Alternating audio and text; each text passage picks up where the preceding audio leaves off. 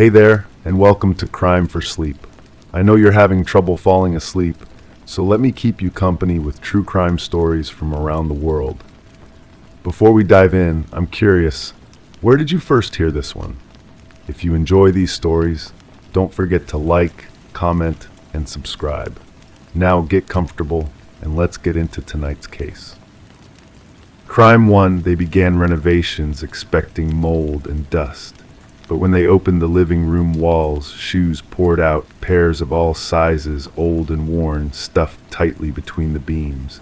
Every sole had something carved into it. Most were initials. A few were full names. None of them matched the family. The Halston family had purchased the modest colonial-style home on Wicker Street in June of 2018. The neighborhood of Oakwood Heights in northern Vermont had always been considered quaint, safe, and unremarkable. The four-bedroom house built in 1963 needed updates but had good bones, as their realtor, Pamela Decker, had assured them. Daniel and Elise Halston, with their two young children, had moved from Boston seeking the slower pace of small-town life. The previous owner, Gerald Winthrop, an elderly widower, had lived there for nearly 40 years before moving to a retirement facility in Florida.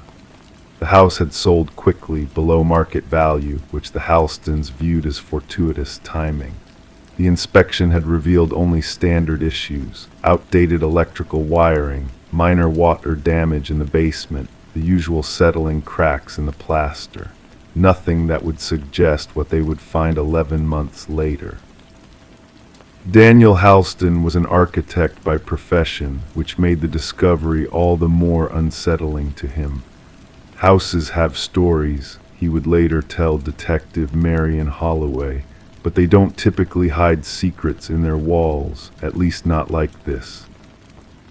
The renovation began in May 2019, nearly a year after they had moved in.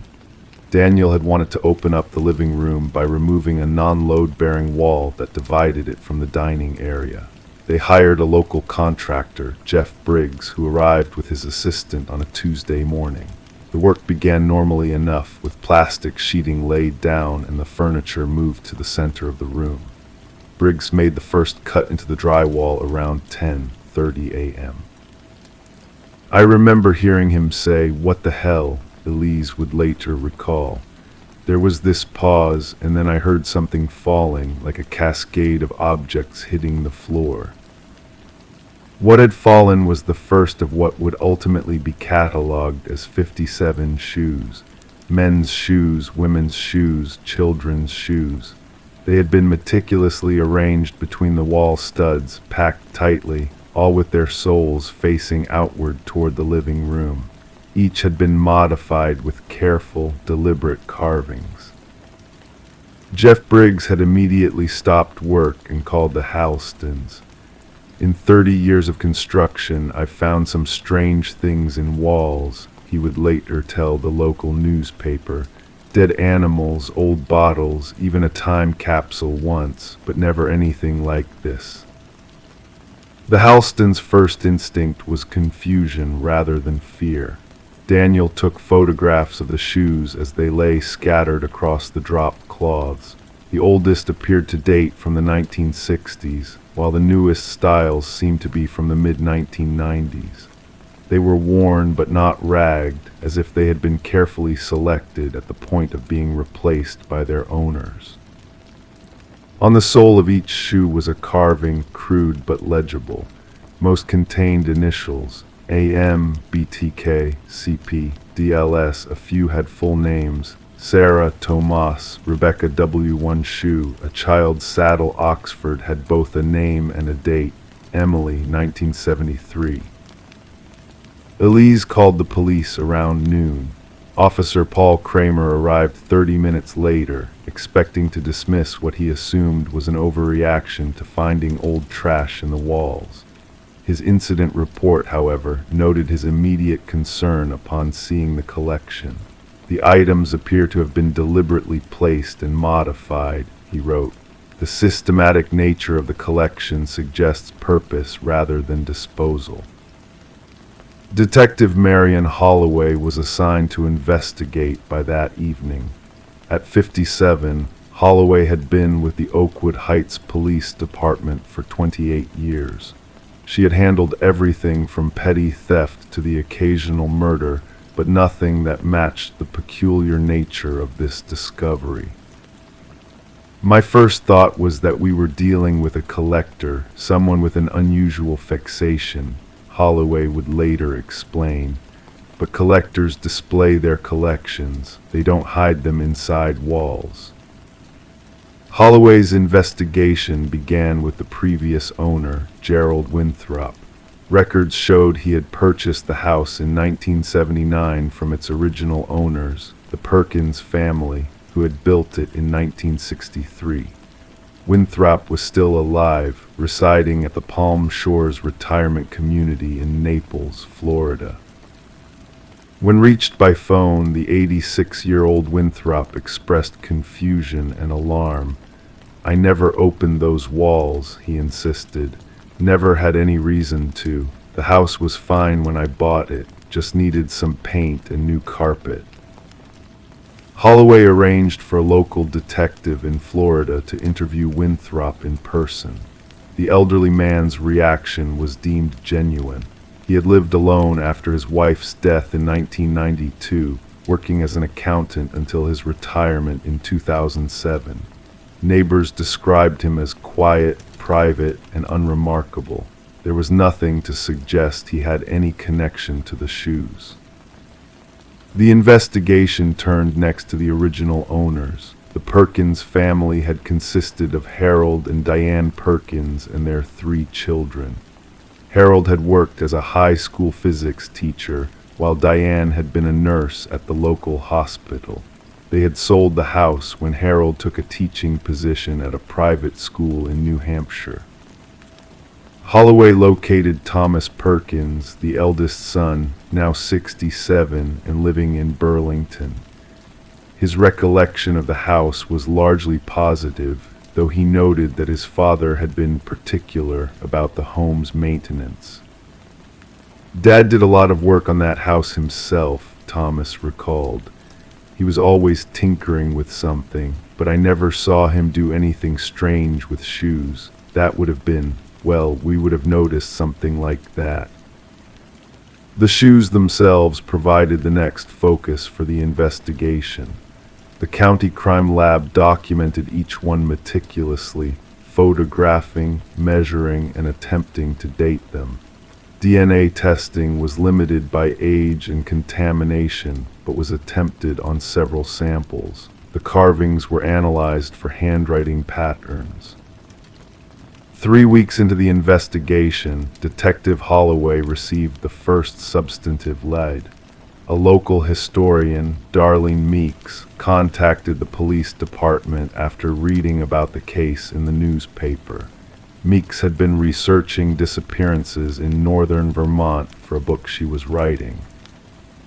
Between 1965 and 1997, 17 people were reported missing within a 30-mile radius of Oakwood Heights, Meeks explained to Holloway. Most were dismissed as runaways or voluntary disappearances, but I've always thought the number was unusually high for such a rural area. Holloway obtained the case files for these disappearances. The names didn't immediately connect to the initials carved in the shoes, but the time frame aligned with the apparent age of the footwear. Of particular interest was the case of Emily Dunn, a 9-year-old who had vanished while walking home from a friend's house in July 1973, the same name and date carved into the child's saddle Oxford. The Halston family, meanwhile, had moved into a hotel. The house on Wicker Street had been cordoned off as a potential crime scene. The walls in the rest of the house were systematically opened, revealing no additional shoes, but uncovering something perhaps more disturbing. The interior of the basement walls had been lined with a layer of soundproofing material not mentioned in any of the building records. By the 2-month mark, the investigation had expanded significantly. The FBI had been called in to assist with potential connections to missing persons cases. The shoes were sent to a specialized lab in Quantico for more advanced analysis. Ground-penetrating radar was used to examine the property for any disturbances in the soil that might indicate buried remains. No bodies were found on the property, but the radar did detect an anomaly beneath the concrete floor of the detached garage. When the concrete was removed, investigators discovered a metal box containing photographs, 42 Polaroids of different individuals, each appearing to be sleeping or unconscious. The faces were not clear in many of the images, but clothing visible in some matched descriptions from missing persons reports. Harold Perkins had died in 2001.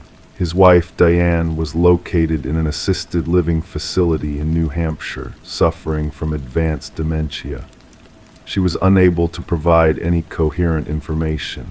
Their two younger children had both died, one in a car accident in 1988, the other from cancer in 2013. The investigation stalled as winter approached. The media coverage, initially intense, began to wane. The Halston family decided not to return to the house, putting it up for sale with full disclosure about its history, which effectively made it unsellable. In December, Detective Holloway received a letter postmarked from New Hampshire. Inside was a single sheet of paper with typed text. He always kept the souvenirs. It was his way of remembering. The shoes were special because they carried people's weight, their journey. He said you could tell everything about a person from their shoes. He never killed them, if that's what you're wondering. He just collected them, collected their essence. The house remembers them now, as do I. The letter was signed simply, D. Forensic analysis determined that the letter had been typed on a modern computer printer. The envelope had been handled by multiple people, making fingerprint identification impossible. The postmark came from a large postal facility that processed mail from dozens of towns. In January, Diane Perkins died peacefully in her sleep at the assisted living facility. Staff reported that in her final days, she had become unexpectedly lucid, repeatedly asking for Harold's box and mentioning that the shoes need polishing. The investigation remains officially open. The FBI continues to attempt to match the initials and names to missing persons cases across the Northeast. The shoes are stored in an evidence locker at the county courthouse. The house on Wicker Street remains empty, its walls now fully exposed in several rooms, the framing visible like the ribs of some great skeleton. Daniel Halston has since relocated his family to Arizona. Some mysteries, he told a reporter before leaving Vermont, aren't meant to be solved. Some houses hold onto their secrets. We just couldn't live with those particular ones. Detective Holloway still drives past the house occasionally. She has developed a theory, though she admits it's speculative. I think Harold Perkins was either collecting trophies or preserving evidence, she said in her last official statement on the case. The shoes weren't just mementos, they were records. The question is, records of what? And why did he feel they needed to be hidden rather than destroyed? The walls no longer hold shoes, but they still hold questions. In Oakwood Heights, the house has become something of a local legend. Teenagers dare each other to stand on the porch at night. The real estate listing has been removed, the property now in a kind of limbo. And somewhere, perhaps, there are people who have gone decades wondering why a loved one never came home, unaware that the last steps they took might have been preserved, carved into the sole of a shoe, and hidden away between the studs of a house on Wicker Street, where the walls remember what the living have forgotten. Crime 2, it looked authentic, stone base, metal grate, ashes scattered across the hearth. but when they knocked on the back, it rang hollow. Inside, behind a thin wooden panel, was a narrow space lined with insulation and blankets. Someone had lived there, and scrawled on the inside wall, "Only sleep when it's quiet." The house at 1723 Pineview Lane in Lakewood, Illinois, had stood empty for 6 months before Marissa Jennings decided to buy it. A recent divorcee starting fresh at 43, she'd been drawn to its modest charm and the below-market price. The previous owners, an elderly couple named Harold and Margaret Fleming, had both passed away within weeks of each other earlier that year. Their children, who lived out of state, were eager to sell. "It needs some updating," the realtor had told Marissa, gesturing vaguely at the faded wallpaper and worn carpeting, "but it's structurally sound." Marissa moved in on October 12, 2019, a crisp autumn day when the maple trees lining the street blazed red and orange. Her best friend, Diane, helped her unpack boxes and arrange furniture in the living room. When they finished, they shared a bottle of wine in front of the ornate stone fireplace, the home's main selling point. "Have you tried it yet?" Diane asked, nodding at the fireplace. "Not yet," the inspector said. "It needs cleaning first." Marissa ran her hand along the rough stone. Beautiful craftsmanship, though. That night after Diane left, Marissa fell asleep on the couch. She woke suddenly at 3:17 a.m., unsure what had disturbed her. The house creaked gently, settling. Old houses made noises. This was something she'd need to get used to. But as she lay there in the darkness, she couldn't shake the feeling that something was different about the room. The next morning she noticed it, a thin line of soot on the hardwood floor in front of the fireplace. Puzzled, she knelt to wipe it up, assuming it had fallen from the uncleaned chimney. 3 days later, there was more soot, despite her not having used the fireplace. Small disturbances continued. Items in the kitchen rearranged slightly. A half-empty glass of water she didn't remember pouring. The bathroom door, which she always left open, found closed in the morning. Marissa blamed her own forgetfulness, the stress of the divorce, the adjustment to living alone. Then came the sounds, faint scratching sometimes, like mice in the walls. Other times, something that might have been whispers, too soft to make out words, always between 2:00 and 4:00 a.m. Marissa invested in earplugs. 2 weeks after moving in, Marissa invited her younger brother, James, to stay for the weekend. James, a contractor by trade, offered to look at the fireplace and see if it needed repairs. "This is strange," he said, shining a flashlight up the chimney. "The flue doesn't open all the way." He tapped around the fireplace, listening to the sounds his knocking produced. When he reached the back wall, the hollow sound startled them both. "That's not right," James murmured. "This should be solid." Together they pulled away the metal grate and removed the fake logs. James pressed firmly on the back panel, and it gave slightly. With a pry bar from his truck, he carefully worked the edges until the panel popped free.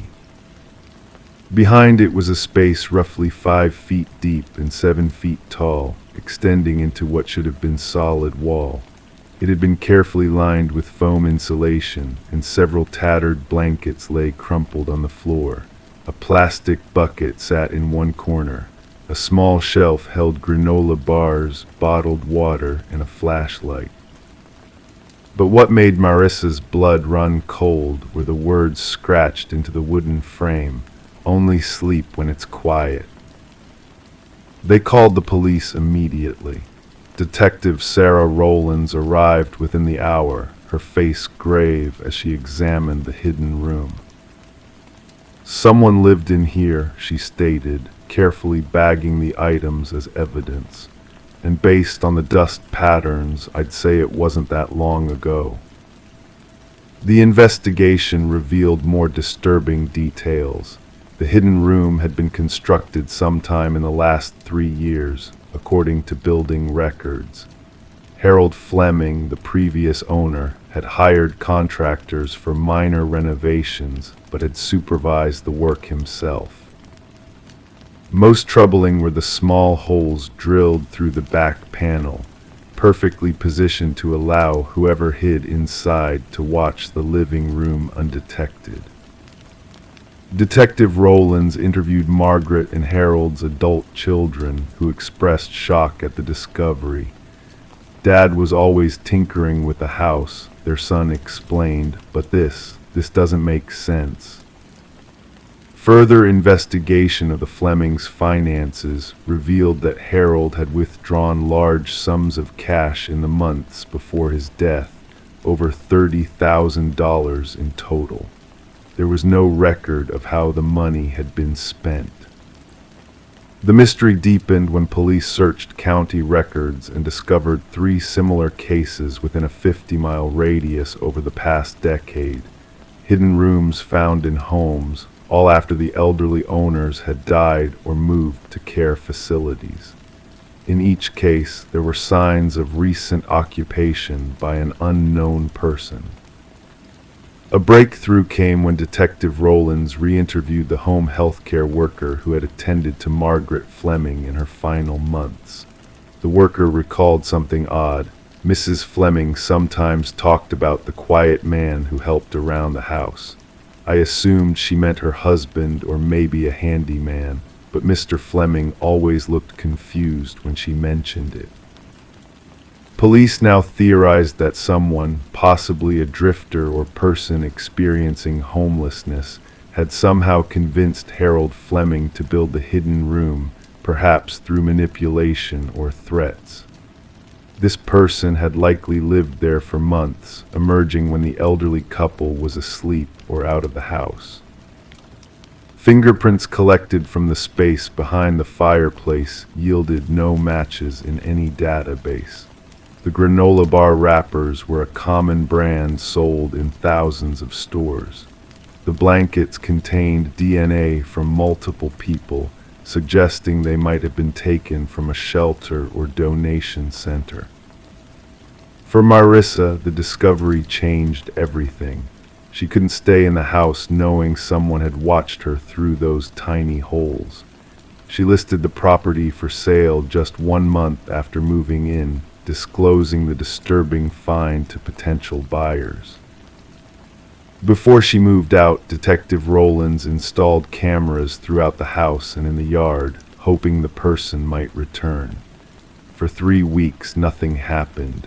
Then, on the night before Marissa's scheduled move, a motion sensor was triggered in the backyard at 2:34 a.m. The camera footage showed a tall, thin figure standing motionless at the edge of the yard, staring at the house for nearly 20 minutes before melting back into the darkness. The image was too grainy for identification. Marissa moved out the next day. The house at 1723 Pineview Lane remained on the market for over a year before finally selling at a significantly reduced price. Detective Rowlands continued investigating the case, connecting it to similar incidents across 3 states. A pattern emerged: elderly homeowners, isolated locations, unexplained home modifications, and reports of items going missing or being moved. The media dubbed the unknown subject the Quiet Man, after Margaret Fleming's description. Despite increased awareness and numerous tips, no suspect was ever identified or apprehended. 5 years later, Marissa still startles at unexpected noises in her new apartment.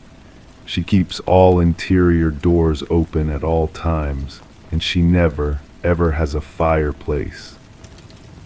As for the hidden room behind the false fireplace, it remains one of the most disturbing examples of how vulnerable we might be in our own homes, never knowing who might be watching from just a few feet away, separated only by a thin wooden panel, waiting for the moment when the house falls quiet. Crime 3, too pale, too smooth. At first glance, it just looked old. But the wallpaper in the guest room had a strange texture, soft, almost rubbery. Forensics confirmed it, not paper, not synthetic. It had been handmade, stretched, and embedded in one corner, a single eyelash was still stuck in the seam. The house on Mulberry Lane had been vacant for almost 3 years before Evelyn Carter purchased it in the winter of 2017. A bargain, she'd told her sister on the phone, a Victorian-style home with original woodwork just outside of Bridgewater, Massachusetts, selling for less than half its market value. The real estate agent had been suspiciously eager to close the deal, mentioning something about the previous owners relocating quickly due to a family emergency. Evelyn was a retired art teacher. At 67, she had spent her life surrounded by textures and materials, developing a sensitivity to the tactile world that most people never cultivate. This sensitivity is what drew her attention to the wallpaper in the upstairs guest bedroom during her 3rd week in the house. "Something about it isn't right," she mentioned to her neighbor, Martha Kelly, over tea one afternoon. "It's like touching something that shouldn't be touched." Martha had smiled politely, assuming the comment was just another of Evelyn's artistic eccentricities. After all, the entire neighborhood knew the house had been neglected.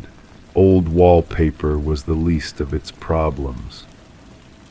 On the morning of February 18th, Evelyn called a local contractor to discuss renovations. The contractor, James Denton, arrived at 10:15 a.m. Evelyn led him through the house, pointing out areas that needed attention. When they reached the guest bedroom, James ran his fingers along the wall and frowned. "This isn't wallpaper, ma'am," he said, pressing his thumb against the surface. "I'm not sure what this is." 4 hours later, the Bridgewater Police Department received a call from James. Officers arrived to find Evelyn sitting silently on her front porch, wrapped in a blanket despite the mild temperature. James was waiting in his truck, visibly distressed. Detective Sarah Mills had been with the Bridgewater PD for 12 years. She specialized in property crimes, burglaries, vandalism, fraud. But nothing in her training had prepared her for what they found in the guest bedroom of Evelyn Carter's Victorian home. The wallpaper wasn't wallpaper, she would later explain to the district attorney. It was human skin, preserved, treated, and mounted to the wall like decorative paper. The skin had been expertly preserved, most likely using a tanning process similar to leather making.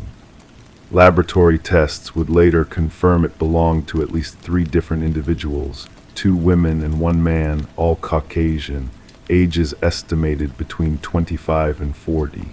The eyelash found in the seam belonged to a woman with naturally blonde hair. The investigation into the Carter house quickly expanded. Records showed the property had been owned by the Lawson family for 17 years before its sudden sale in 2014. Gregory and Diane Lawson had moved to the area from Colorado in 1997 with their teenage son, Elliot. They kept to themselves, recalled Dennis Weber, who had lived across the street for 2 decades. Greg worked from home, something with computers. Diane was always gardening. The boy was quiet, polite when you talked to him, but you didn't see him much once he hit his 20s. Police records showed no calls to the Lawson residents during their time in Bridgewater. No complaints, no disturbances. Their departure had been abrupt. The house listed and sold within a month, with a real estate company handling the entire transaction. The Lawsons had apparently relocated to Arizona, though attempts to locate them there proved unsuccessful. As Detective Mills dug deeper, disturbing patterns began to emerge. Between 2007 and 2014, 3 people had been reported missing within a 15-mile radius of Bridgewater. None of the cases had been solved. The first was Amber Hutchinson, 28, a nurse at Bridgewater State Hospital who disappeared after her shift on July 12, 2007. Her car was found in the hospital parking lot, her purse still inside. Security footage showed her walking to her vehicle at 11:42 p.m., but she never appeared to enter it. The second was Richard Cooley, 39, a divorced father of 2 who worked as an accountant. He was last seen leaving his office on October 3, 2010. His ex-wife reported him missing when he failed to pick up their children the following weekend. The third was Melissa Winters, 32, who vanished while jogging near Lake Nipponicket on April 18, 2013. Her running shoes were found neatly placed on the shore, but extensive searches of the lake and surrounding woods yielded nothing. DNA samples from the skin in Evelyn's guest room were compared to genetic material from the missing persons cases. By March 2018, the results confirmed what investigators had feared. The wallpaper contained skin from all 3 missing individuals. The focus shifted to finding the Lawson family, particularly Elliot, who would have been in his early 30s during the disappearances. Records indicated he had studied chemistry at Massachusetts Institute of Technology, but dropped out during his junior year. Former classmates described him as brilliant but socially awkward, with a particular interest in preservation techniques. He was obsessed with Egyptian mummification, said a former roommate who wished to remain anonymous.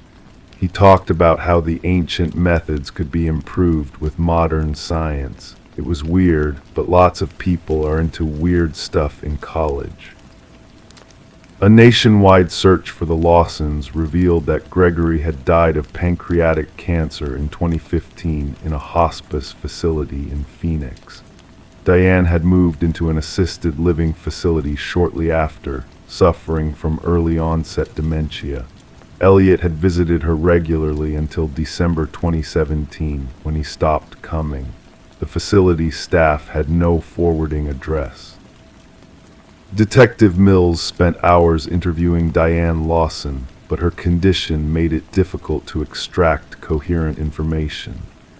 During one session, however, Diane became agitated when shown a picture of the guest bedroom in her former home. "Elliot's special project," she whispered, clutching at Mill's sleeve. "He said it would make them part of our family forever. Greg didn't want to know, I didn't want to know, but Elliot said they were lonely people who wouldn't be missed." The investigation uncovered a disturbing possibility. Elliot Lawson had been operating undetected for years, possibly continuing his activities in a new location. The discovery of the modified wallpaper had been accidental.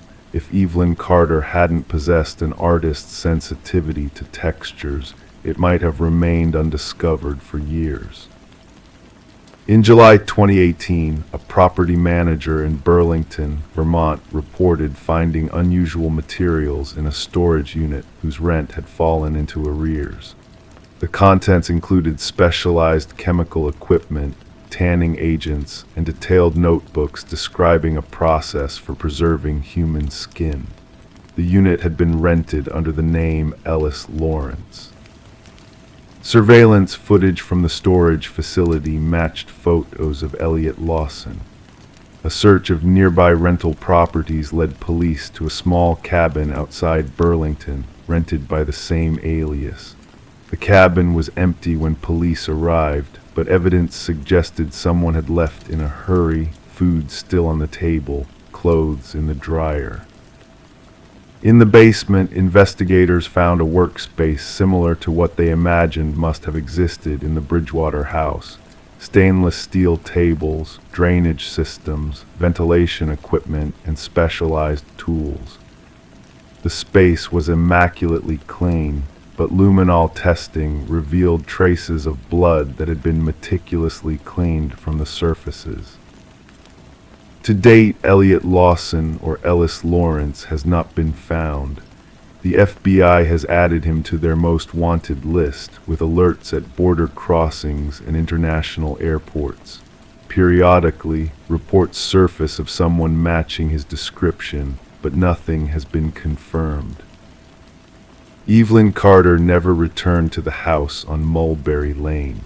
The property was seized as evidence and remains under government control, a silent monument to unimaginable horror behind its Victorian facade. Occasionally, someone leaves flowers at the mailbox, small bouquets for Amber, Richard, and Melissa, whose final resting place was as macabre as it was unique. Their families have found some closure, but not peace. And somewhere, perhaps even now, Elliot Lawson might be admiring the texture of someone's skin, envisioning how it would look stretched across a wall, too pale, too smooth, but perfect for his collection. The most disturbing thought, the one that keeps Detective Mills awake at night, is how many other houses might contain similar decorations, undetected and undisturbed. How many missing persons reports might really be cases of people who have, in the most literal sense, become part of someone else's home. The worst criminals aren't always the violent ones, Mills told a colleague. Sometimes they're the patient ones, the ones who turn horror into something so ordinary that you live with it, sleep near it, and never know it's there until you touch it and realize too late what it really is. Crime 4, during a routine bedbug inspection, the exterminator spotted something embedded in the wood, a molar, cracked and yellowed. When the frame was taken apart, they found more. 16 teeth, all human, all forced deep into the grain. The bed belonged to a man who lived alone and claimed to sleep just fine. Samuel Weiss had been living in the modest one-bedroom apartment on Mulberry Avenue for just over 7 years. To his neighbors, he was the quiet man in 3B who nodded politely in the hallway but rarely engaged in conversation. He worked nights as a security guard at the local hospital, which explained his odd hours and the perpetually drawn curtains. Some neighbors found him peculiar, but in the bustling apartment complex of Riverdale Heights in northern Michigan, most people kept to themselves anyway. Sam was 43, never married, with no children. He maintained sporadic contact with a sister in Minneapolis, but otherwise seemed content with his solitude. His apartment was sparsely decorated. A television, a small dining table, and a collection of psychology books were the only notable possessions in his living room. But the bedroom contained his prized possession, an antique oak bed frame that he'd purchased from an estate sale in Traverse City back in 2019. The bed frame was ornate for such a simple living space, curving headboard, hand-carved posts, and dark, rich wood that seemed to absorb rather than reflect light.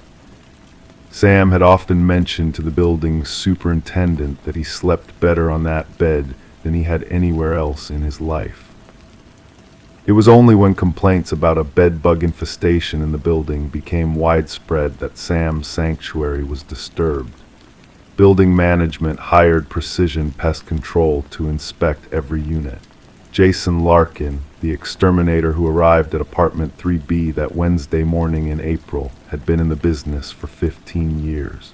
He'd seen all manner of infestations, hoarder situations, and strange living arrangements. But nothing in his experience had prepared him for what he would discover in Sam Weiss's bedroom.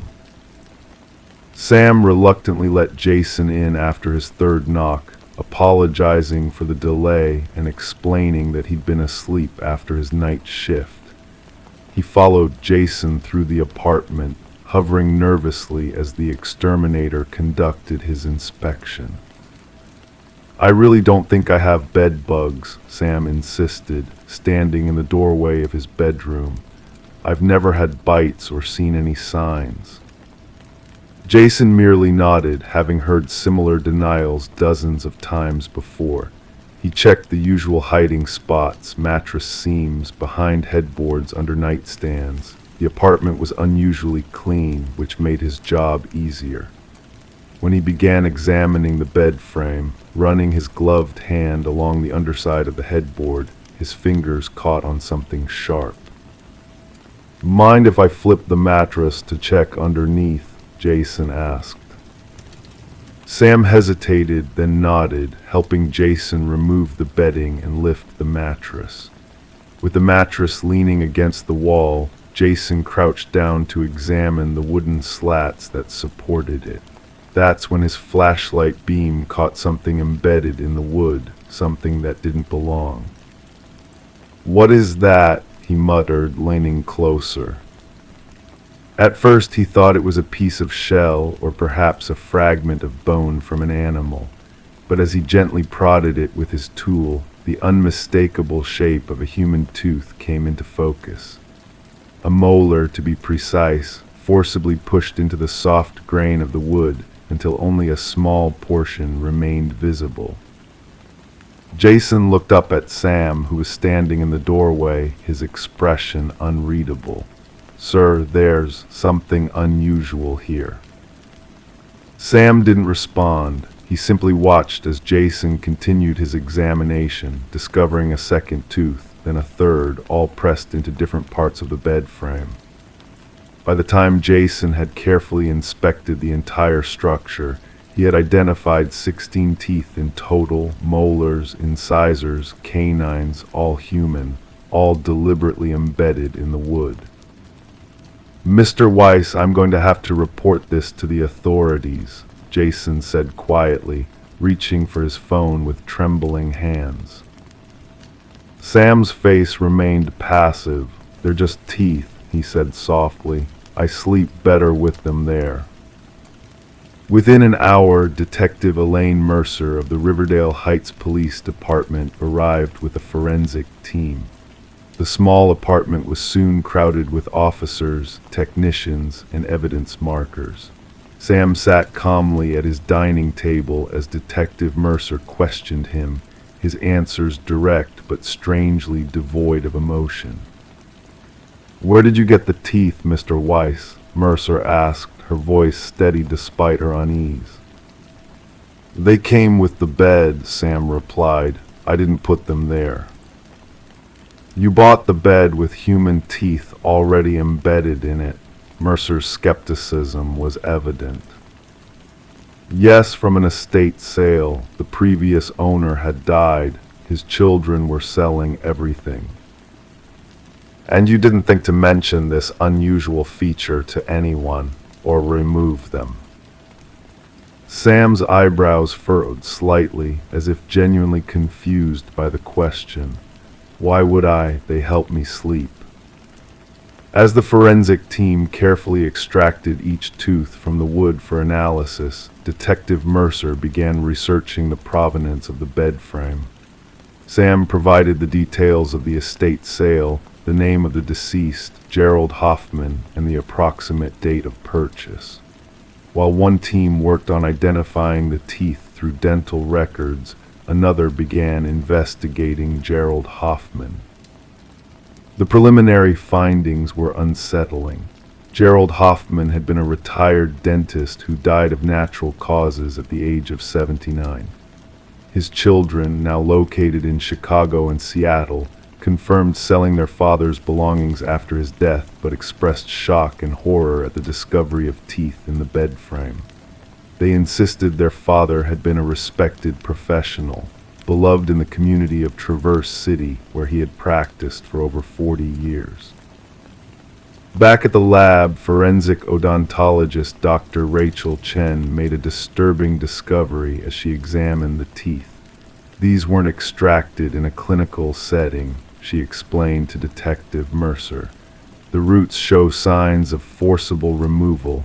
These teeth were pulled from living people without proper tools or anesthesia. Meanwhile, officers searching Sam's apartment found a journal hidden in a hollow book on his shelf. The entries, dating back 3 years, detailed Sam's increasingly vivid dreams he claimed came to him through the bed. "When I sleep, they speak to me," one entry read. 16 voices, 16 stories, they were his patients. He took more than just their teeth. He took their pain, their fear, their last moments. And now they share it all with me night after night. I don't mind. Their stories deserve to be heard. Detective Mercer expanded the investigation to include Gerald Hoffman's former dental practice. Old patient records were subpoenaed, and investigators began the painstaking process of cross-referencing the extracted teeth with dental records of patients who had visited Hoffman's practice over his 4 decades of work. The first match came 3 weeks into the investigation, a premolar belonging to Patricia Lawson, who had been reported missing in 1985 after a dental appointment. Her case had gone cold decades ago. By the end of the month, they had identified 14 of the 16 teeth, all belonging to individuals who had disappeared between 1974 and 2003, all of whom had appointments with Dr. Hoffman shortly before vanishing. The pattern was chilling but still puzzling. The disappearances had occurred every few years, with victims ranging in age from 17 to 64. There seemed to be no connection between them other than being Hoffman's patients. And despite extensive searches of Hoffman's former property and the surrounding areas, no bodies were ever found. Sam Weiss was brought in for further questioning, but psychological evaluation determined he had no prior knowledge of the crimes. His only connection to the case was his purchase of the bed and his strange affinity for it. The journal entries suggested he had experienced vivid dreams about the victims, but there was no evidence he had participated in or known about the actual crimes. "I think they wanted to be found," Sam told Detective Mercer during their final interview.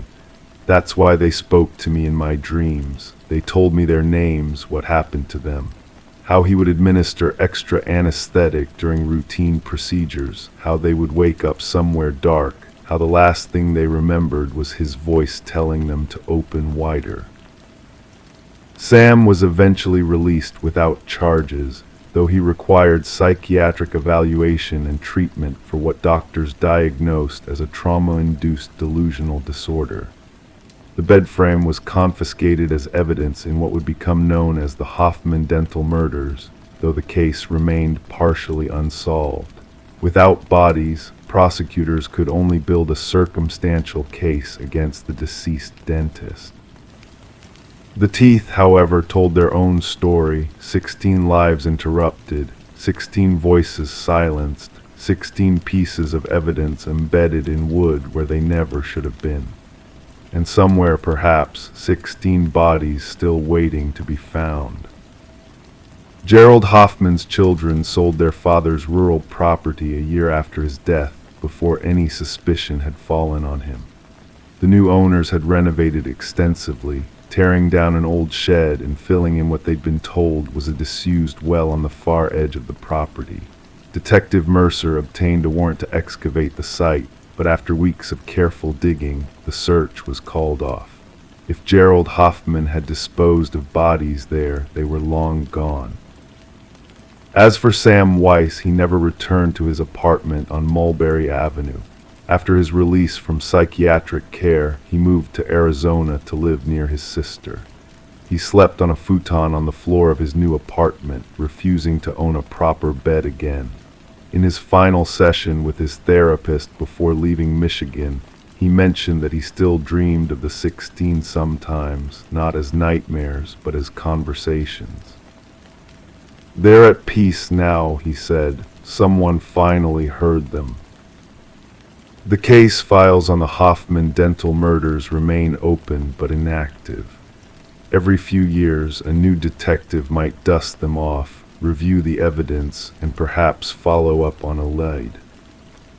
But the teeth themselves, those 16 grim artifacts, rest in an evidence locker in the basement of the Riverdale Heights Police Department, still the only physical proof of crimes committed by a man who took his darkest secrets to the grave, all except for the trophies he couldn't bear to part with, pressed into the wood where he laid his head to sleep each night. And sometimes, late at night, the officer on duty swears they can hear something from the evidence room, not quite voices, but not quite silence either. Just the faint sound of something trying still to be heard. Crime 5, just a plain door in the back of the garage, no handle, no lock. But every night the dog would sit in front of it and bark until sunrise. When they finally opened it, there was no room behind it, only a cement wall with a single word painted in red, closer. In the quiet suburb of Pine Hollow, Pennsylvania, the Davis family lived what many would call the quintessential American life. Thomas Davis, a 42-year-old accountant, his wife Elaine, a part-time librarian, and their 2 children, Marcus and Lily, ages 14 and 9. Their colonial-style home on Sycamore Lane had the best yard on the block. Thomas made sure of that. Every Saturday morning, rain or shine, he would be out there, tending to his lawn with meticulous care, while Elaine planted seasonal flowers along the stone pathway. The neighbors described them as private but friendly, the kind of family who would wave from their driveway but rarely attend block parties. The children were well behaved, did well in school, and were involved in community activities, soccer for Marcus and ballet for Lily.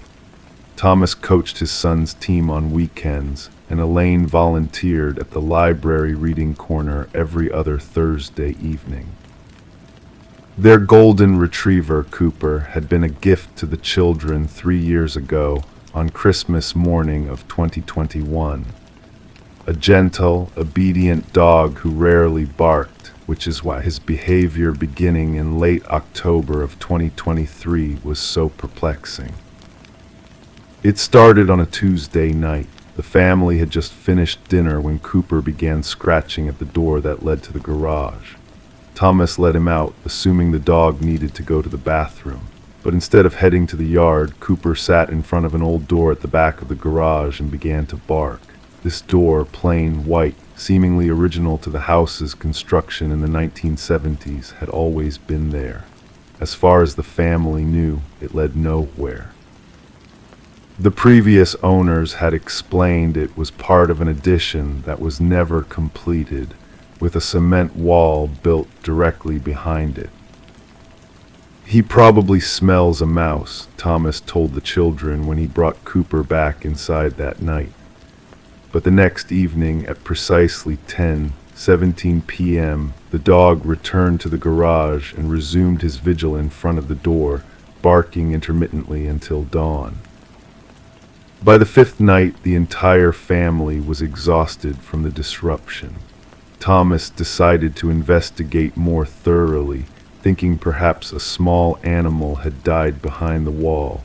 Using a screwdriver, he managed to pry open the door that hadn't been opened since they moved in 7 years ago. As expected, there was just a cement wall, rough, unfinished concrete about 8 inches behind the door frame.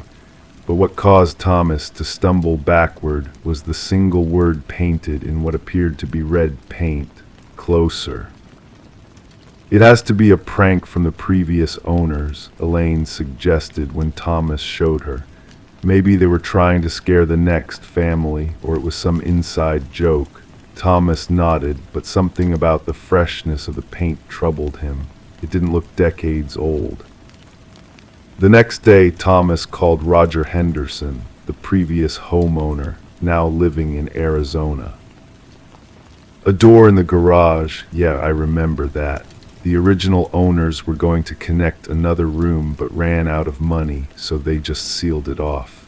We never opened it, didn't even have a key for it. What did you find?" When Thomas described the word on the wall, there was a long pause on the line. "That wasn't there when we left. Roger finally said. "We had an inspection before we sold the house. No writing on that wall, I'm sure of it." Thomas thanked him and hung up, feeling a chill despite the warm October day. That evening, he used a hammer to break a small hole in the cement wall. It was only about 4 inches thick. Beyond it was darkness. The police arrived at the Davis home on November 3, 2023, after receiving a call from Elaine. Thomas had been missing for 36 hours. According to her statement, he had become increasingly obsessed with the door and whatever lay beyond the cement wall. The night before his disappearance, she had woken to find his side of the bed empty. From their bedroom window, she could see light in the garage. "He was enlarging the hole," she told Detective Sarah Mercer. "I told him to come back to bed, that we could call a contractor in the morning. He said he just wanted to see what was back there. He had this look in his eyes, like he wasn't really listening." The next morning, Thomas left for work as usual, kissing Elaine goodbye and reminding Marcus to bring his science project to school. But he never arrived at his office. His car was found that evening in the parking lot of Riverside Park, 3 miles from their home. His wallet, keys, and phone were still in the vehicle. A search of the Davis garage revealed that the hole in the cement wall had been enlarged significantly, now big enough for a person to crawl through. Detective Mercer shone her flashlight through the opening and discovered what appeared to be a narrow crawl space extending about 10 feet before turning sharply to the right. "The house plans don't show any space like this," Mercer noted, reviewing the original blueprints obtained from the county records office. "According to these, there should just be soil behind that wall." A forensic team was called in to investigate the crawl space. What they found defied explanation. The narrow passage extended for approximately 20 feet before opening into a small room about 6 feet square. The room contained a single folding chair, a battery-powered lantern, and dozens of Polaroid photographs pinned to the walls. The photographs showed the Davis family, Thomas, Elaine, Marcus, and Lily in their daily routines. Thomas mowing the lawn, Elaine reading in the backyard, the children waiting for the school bus, all taken from angles suggesting the photographer was observing from a distance, unnoticed. Most disturbing were the photos of the family sleeping in their beds, clearly taken from inside their bedrooms while they were unaware. The timestamps on the back of these photos go back 3 years, Detective Mercer reported. The most recent one is dated just 2 weeks ago. On the floor of the small room was a journal. The handwriting matched samples of Thomas's from his office. The entries began normally enough, describing his growing curiosity about the door, but as the journal progressed, the writing became increasingly erratic and paranoid. October 30, 2023, I hear whispering coming from behind the wall sometimes. Elaine thinks I'm imagining things. Maybe I am. Cooper knows something isn't right. November 1, 2023, made a small hole tonight. There's a space back there. I can feel cold air coming through. Something is calling me to look further. November 2, 2023, the photographs weren't taken by someone watching us. They were taken by me. I just don't remember taking them. How is that possible? The voice behind the wall says I'll understand soon. It says I'm getting closer. The final entry, dated November 3rd, simply read, I know the truth now. I have to go deeper. If I don't come back, tell Elaine and the kids I'm sorry. A thorough search of the surrounding area with cadaver dogs yielded no sign of Thomas. Ground-penetrating radar showed no anomalies under the house or garage. Thomas Davis had vanished without a trace. The investigation took an even stranger turn 3 weeks later when Detective Mercer returned to the Davis home to follow up on some questions. Elaine led her to the garage to show her something disturbing. The cement wall behind the door had completely reformed, with no sign of the hole Thomas had made. And now, painted in the same red substance as before, was a new message. He's with us now. Forensic analysis of the red substance revealed it to be common house paint mixed with human blood, blood that matched Thomas Davis's type, though DNA testing was inconclusive due to degradation of the sample. The case attracted attention from paranormal investigators and conspiracy theorists alike, though Detective Mercer maintained a strictly evidence-based approach. We're dealing with a missing person, possibly a homicide, not a ghost story, she told reporters firmly. 6 months later, with no new leads and no sign of Thomas Davis, the active investigation was scaled back. Elaine and the children eventually moved out of the house, unable to cope with the memories and the continuing mystery of the garage door. The new owners, the Blackwood family, were informed of the history of the property before purchasing it at a significantly reduced price. They immediately renovated the garage, removing the mysterious door and reinforcing the wall behind it with steel and concrete. For a time, all seemed well, until their dog, a black Labrador named Shadow, began sitting in front of the new wall every night at precisely 10:17 p.m., barking until sunrise. In a peculiar development, Marcus Davis, now 15, claimed to have received text messages from his father's number, a phone that had been sitting in a police evidence locker for months. The messages contained only one word, repeated over and over: closer. Detective Mercer, who had kept in touch with the family, examined the phone in the evidence locker. It remained powered off with no battery, yet the call logs showed outgoing messages sent to Marcus's number at 10:17 p.m. every night for the past week. The Davis case remains unsolved. Some in Pine Hollow whisper about the house on Sycamore Lane, about the door that led nowhere, and about Thomas Davis, who walked through it and never returned. The truth, whether mundane or something beyond understanding, lies somewhere in the darkness behind that wall where a single word beckons: closer. Cooper, the golden retriever, was adopted by Detective Mercer after Elaine decided the dog's continued fixation on garage doors was too difficult for the family to handle. Strangely, in his new home, Cooper exhibits no unusual behavior.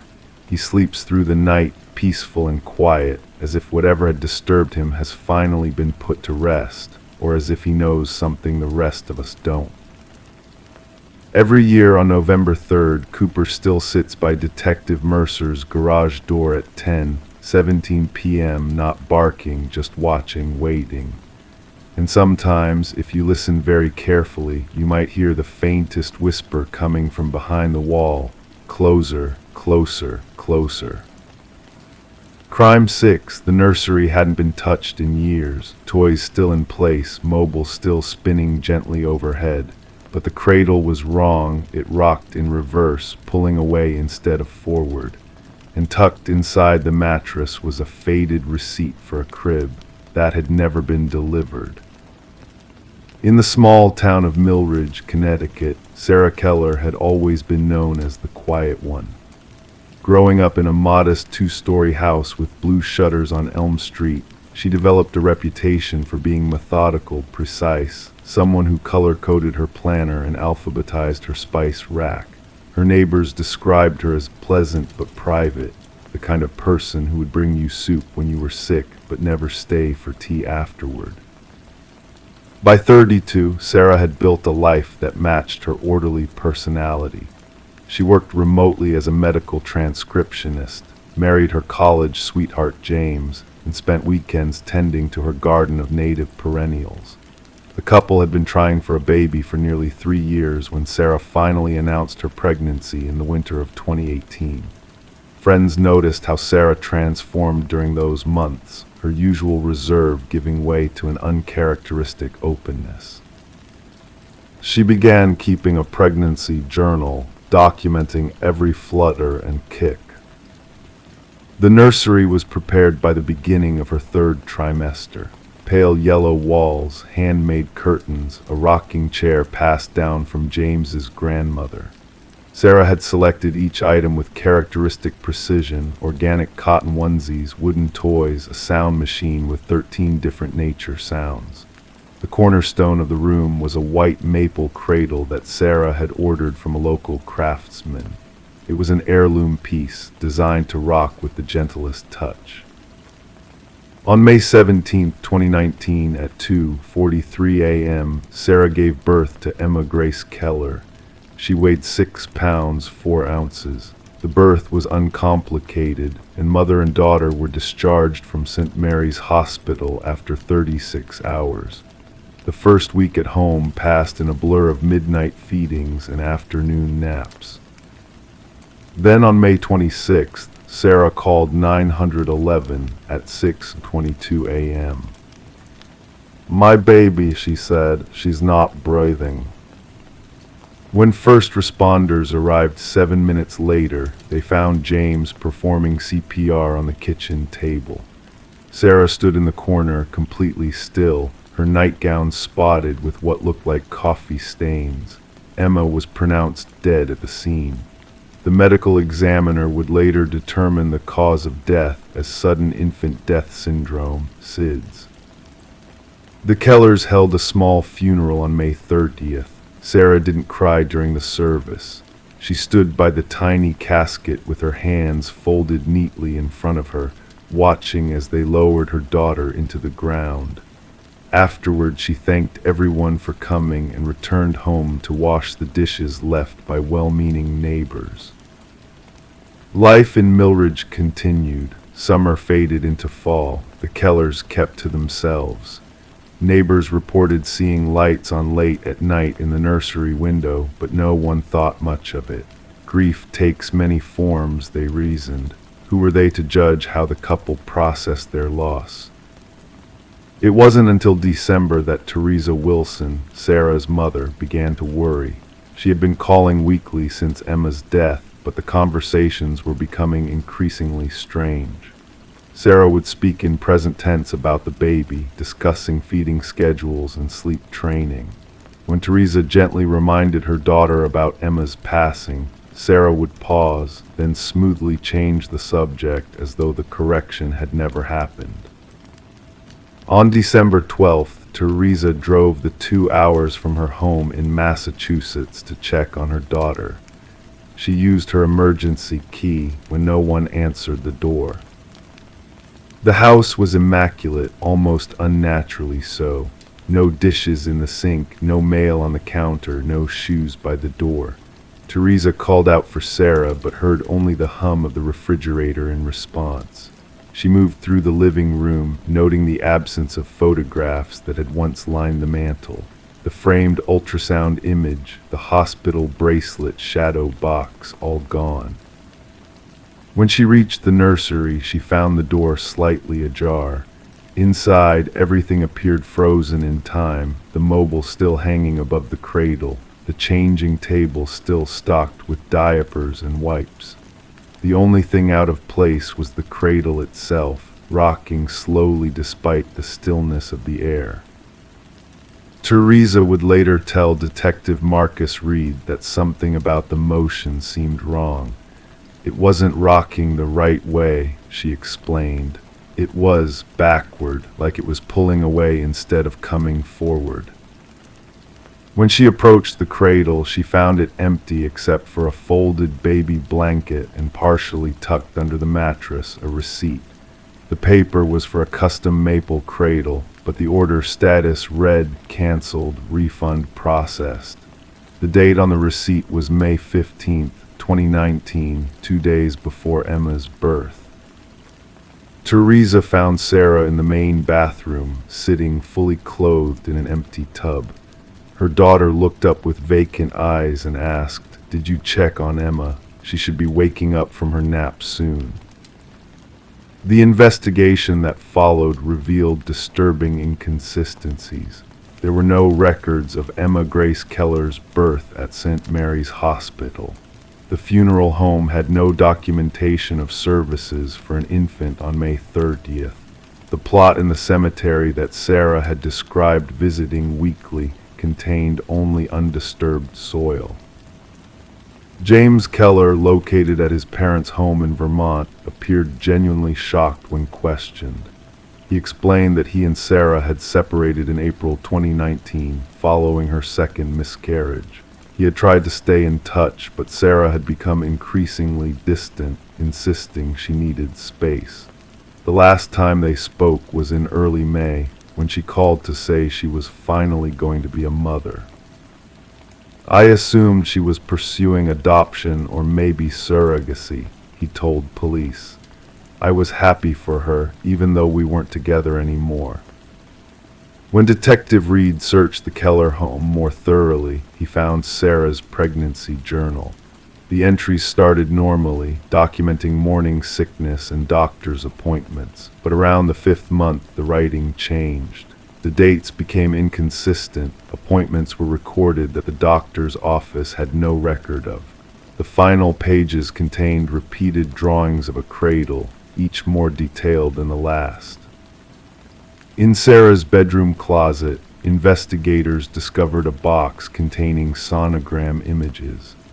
Analysis would later confirm they had been downloaded from various pregnancy websites. There were also hospital bracelets with "Baby Girl Keller" written in Sarah's handwriting and a birth certificate template filled out but never officially filed. The most unsettling discovery came from Sarah's computer. Her search history revealed hundreds of queries about infant development, interspersed with searches for realistic baby dolls, silicone infant replicas, and how to make a baby's chest rise and fall. There were also extensive searches related to SID statistics and symptoms. Yet no doll or replica was ever found in the home. The neighbors who had seen lights in the nursery at night were re-interviewed. Martha Jenkins, who lived directly across the street, remembered something odd. "One night in August, I saw Sarah standing in the nursery window, cradling something and swaying back and forth. She was singing. I couldn't hear the words, but I could see her lips moving. Then she just stopped. She looked down at her arms like she was surprised to find them empty." Dr. Lena Patel, the psychiatrist assigned to evaluate Sarah, diagnosed her with pseudocyesis, a rare condition where a woman experiences all the symptoms of pregnancy despite not being pregnant, complicated by severe delusional disorder. In Sarah's mind, Emma was real, Dr. Patel explained. The loss of her previous pregnancies, combined with her separation from James, created a perfect psychological storm. But this didn't explain everything. The 911 call was real. First responders confirmed they had found James performing CPR, though none could clearly recall seeing the infant. The coffee stains on Sarah's nightgown tested positive for human blood, though the type didn't match Sarah's. When confronted with the evidence, Sarah maintained her story with unwavering certainty. "Emma was real," she insisted. "She had my eyes and James's chin. She liked to be swaddled tight with one arm free. She made little hiccuping sounds after feeding." The case took another turn when investigators learned that on May 16th, the day before Sarah claimed to have given birth, a 5-week-old infant named Emily Grant had disappeared from her bassinet in a town 20 miles from Millridge. The baby was never found. Though there was no direct evidence linking Sarah to the disappearance, the timing raised questions that couldn't be ignored. Sarah Keller was eventually committed to Lakeside Psychiatric Hospital for treatment. She never acknowledged the absence of evidence supporting Emma's existence. Every week, she folded a new origami crane and asked the staff to place it on her daughter's grave, a grave that existed only in her mind. The cradle remained in the nursery, untouched, continuing its backward rocking motion even after the house was emptied and put up for sale. The real estate agent reported having to prop a book against it to make it stop. Each time she returned for a showing, the book would be on the floor and the cradle would be rocking again, pulling away, never forward. As for what really happened on the morning of May 26, 2019, what prompted Sarah's desperate call to 911, who James was really performing CPR on, and where the blood on Sarah's nightgown came from, these questions remain unanswered. Sometimes in the quiet corners of Millridge, residents still speak of the woman who lost a baby that never existed. Some even claim that on certain nights, if you drive past the old Keller house, you can see a light in the nursery window and the shadow of someone rocking an empty cradle. Crime 7, the door shut behind her with a soft click, no panic until she reached for the handle. It wasn't there, just smooth wood. Scratch marks lined the interior, and on the back wall etched faintly, one at a time. Melissa Donovan had always been the reliable one in the small town of Pinewood, Maine. At 27, she managed the local library with meticulous care, arriving each morning at precisely 8:30 to prepare for the 9:00 opening. Her colleagues described her as thoughtful and organized, if somewhat reserved. She lived alone in a modest one-bedroom apartment on Elmwood Drive, a quiet street lined with maple trees that turned brilliant shades of red and orange every fall. On the morning of November 12, 2019, Melissa didn't arrive at the library. By 9:15, her assistant manager, Diane Willis, began calling her cell phone. No answer. By 10:30, Diane had called Melissa's emergency contact, her older sister, Claire, who lived 2 towns over in Brunswick. "It's not like her," Diane explained over the phone. "She's never late, not once in the 4 years I've worked with her." Claire arrived at Melissa's apartment by noon.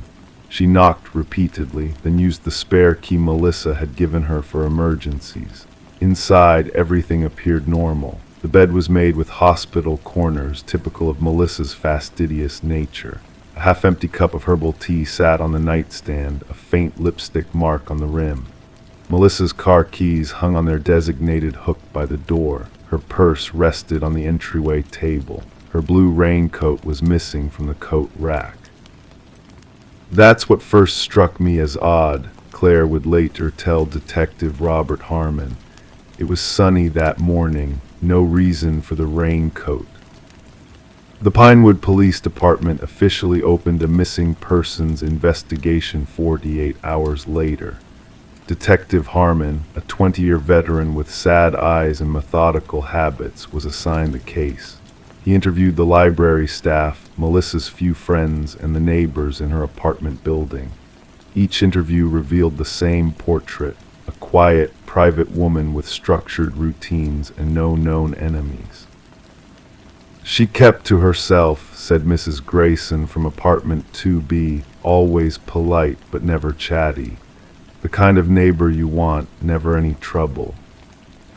The investigation might have stalled there, another mysterious disappearance in a rural area, if not for Bate Winters, a college student who regularly visited the library. 3 days after Melissa's disappearance, Bate approached Detective Harmon with information that seemed, at first, unrelated. "About 2 weeks ago," Bate explained, her voice barely above a whisper, "I overheard Melissa talking to someone on the phone in the reference section. She sounded frightened. She kept saying, 'I won't tell anyone about the house. I promise. Please just leave me alone.'" The house became the investigation's first lead. Detective Harmon combed through Melissa's phone records, identifying a cluster of calls from an unknown number in the weeks before her disappearance. The number traced back to a prepaid phone purchased with cash at a convenience store 30 miles away in Portland. Surveillance footage from the store revealed a tall man in a baseball cap and sunglasses making the purchase. His face remained obscured from the camera, but a distinctive scar was visible on his right hand. Meanwhile, Claire began the painful process of going through her sister's belongings. In Melissa's neatly organized desk drawer, beneath carefully arranged stationery, she found a small leather-bound journal. Most pages contained mundane entries, book recommendations, grocery lists, appointment reminders. But the entries from the previous month grew increasingly disturbing. October 15 saw the house again today. Same man watching from the upstairs window. I drove past quickly. October 21 received another call, just breathing this time. Then they hung up. October 30, I shouldn't have gone inside. I should never have gone inside that day. The closet, what I found in the closet. The journal made no mention of the house's location, but a gas receipt tucked between the pages pointed to a remote area outside of town, near the old logging road. Detective Harmon and 2 officers drove the winding back roads until they found it, a Victorian-style house set back from the road, partially obscured by overgrown pine trees. County records identified the owner as Edward Mercer, age 63, who had purchased the property 10 years earlier after retiring from his job as a high school history teacher in New Hampshire. The house stood quiet when they arrived, no vehicles in the gravel driveway. After knocking and receiving no response, they obtained a search warrant based on the connection to Melissa's disappearance. Inside, the house was immaculately maintained, each room filled with antique furniture and bookshelves lined with historical texts. Nothing seemed out of place or suspicious until they reached the second floor. A bedroom at the end of the hallway had been converted into a study, with newspaper clippings covering one wall. Each article detailed missing persons cases from across New England over the past decade, 12 in total. None had been solved. And then there was the closet. Unlike the other closets in the house, this one had been modified. The interior handle had been removed, leaving only smooth wood. Scratch marks lined the inside of the door. A small air vent near the ceiling allowed minimal airflow. On the back wall, etched into the paint, were the words, "One at a time." Forensic teams discovered trace evidence of multiple individuals inside the closet, hair samples, fingernail fragments, and microscopic blood droplets that had seeped into the wooden floorboards. One of the hair samples matched Melissa's. Edward Mercer was nowhere to be found. His bank accounts had been emptied 3 days before Melissa's disappearance. His passport was missing. Border Patrol was alerted, but there was no record of him leaving the country. 2 weeks into the investigation, Melissa's blue raincoat was discovered in a donation bin behind a thrift store in Portland. The right pocket contained a crumpled note with a series of numbers that appeared to be coordinates. When Detective Harmon entered them into the GPS, they pointed to a location deep in the woods, 5 miles from Mercer's house. The search team found nothing at first, just dense forest and underbrush. But as they widened their search pattern, Officer Jenkins stumbled upon a small opening partially hidden by fallen branches. It led to an underground root cellar, its entrance disguised by natural debris. The cellar was empty except for a metal lockbox secured with a combination lock. When the forensic team finally opened it, they found 12 driver's licenses, each belonging to a different missing person from the newspaper clippings in Mercer's study. Melissa's library ID card lay on top, her smiling face a stark contrast to the grim reality of the discovery. What they didn't find was Melissa herself. The investigation expanded to include the previous missing persons cases. A pattern emerged. Each victim had some connection to local libraries or bookstores. Each disappeared without signs of struggle, personal items left behind as if they'd stepped out momentarily. None had ever been found. Edward Mercer's history revealed more connections. Before becoming a teacher, he had worked as a library assistant in various towns across New England. Former colleagues described him as brilliant but strange, with an intense interest in historical preservation and a tendency to form inappropriate attachments to certain patrons. He had this theory, his former supervisor at the Portsmouth Library told Detective Harmon. He believed that some knowledge was too dangerous to be shared. He talked about being a guardian of information, whatever that meant. 6 months after Melissa's disappearance, a hiker in the White Mountains of New Hampshire found an abandoned cabin. Inside was evidence that someone had been living there recently: food wrappers, a sleeping bag, and a stack of handwritten pages titled The Collection. The manifesto, as the FBI later classified it, detailed Mercer's twisted philosophy, his belief that certain individuals possessed knowledge that threatened some undefined, greater truth. It described the closet as a purification chamber where subjects would be left until they agreed to surrender what they had learned.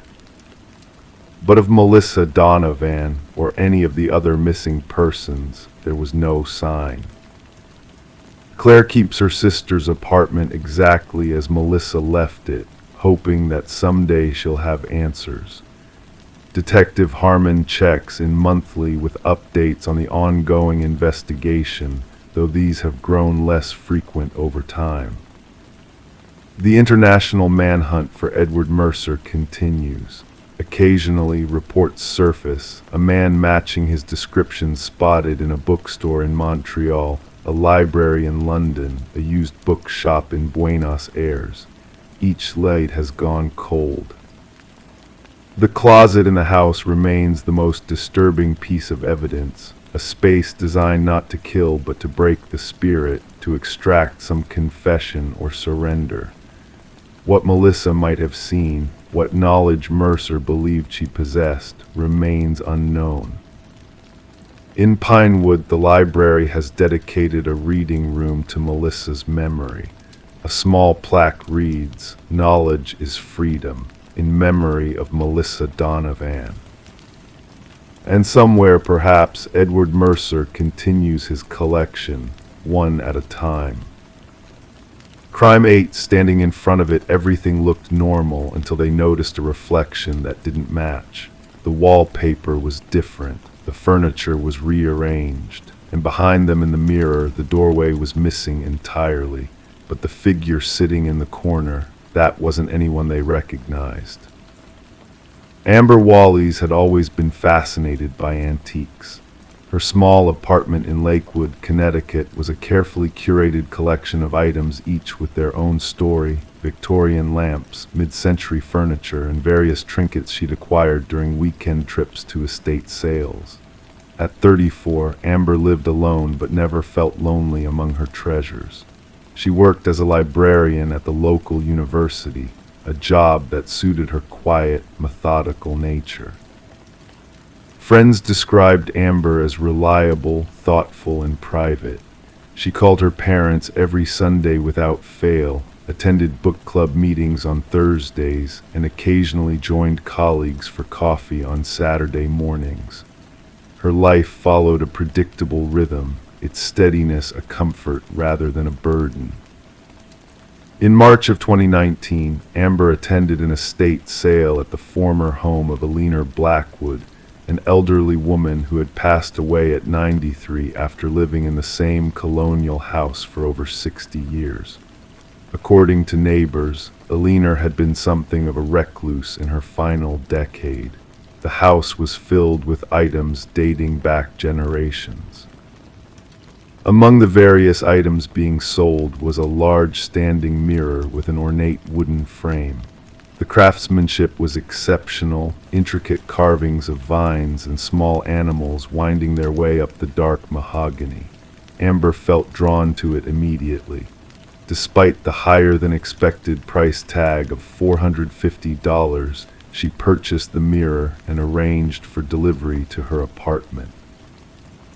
The mirror arrived on a Wednesday. The delivery men positioned it in the corner of her bedroom as instructed.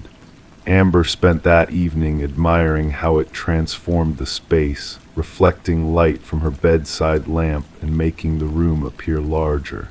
Nothing seemed out of the ordinary. According to her journal entries, discovered later, it was 3 days after the mirror's arrival that Amber first noticed something unusual. As she was getting ready for bed, she glanced at her reflection and paused. The wallpaper behind her in the mirror didn't match the actual wallpaper in her room. In reality, her walls were painted a soft blue. In the mirror, they appeared to be covered in a faded floral pattern. Amber initially dismissed this as a trick of the light or perhaps fatigue from a long week at work. She went to bed without giving it much further thought, but the next morning the discrepancy remained. More concerning, other details in the reflection didn't match her actual bedroom. The arrangement of furniture was slightly different. A chair appeared in the corner of the mirror that didn't exist in her actual room. Most disturbing of all was the door. In Amber's actual bedroom, the door was positioned directly behind where she stood when looking into the mirror. Yet in the reflection, there was no door, just an uninterrupted wall where the doorway should have been. Amber documented these observations meticulously in her journal, even including sketches comparing the actual room to what appeared in the mirror. Her writing remained analytical, though increasingly concerned.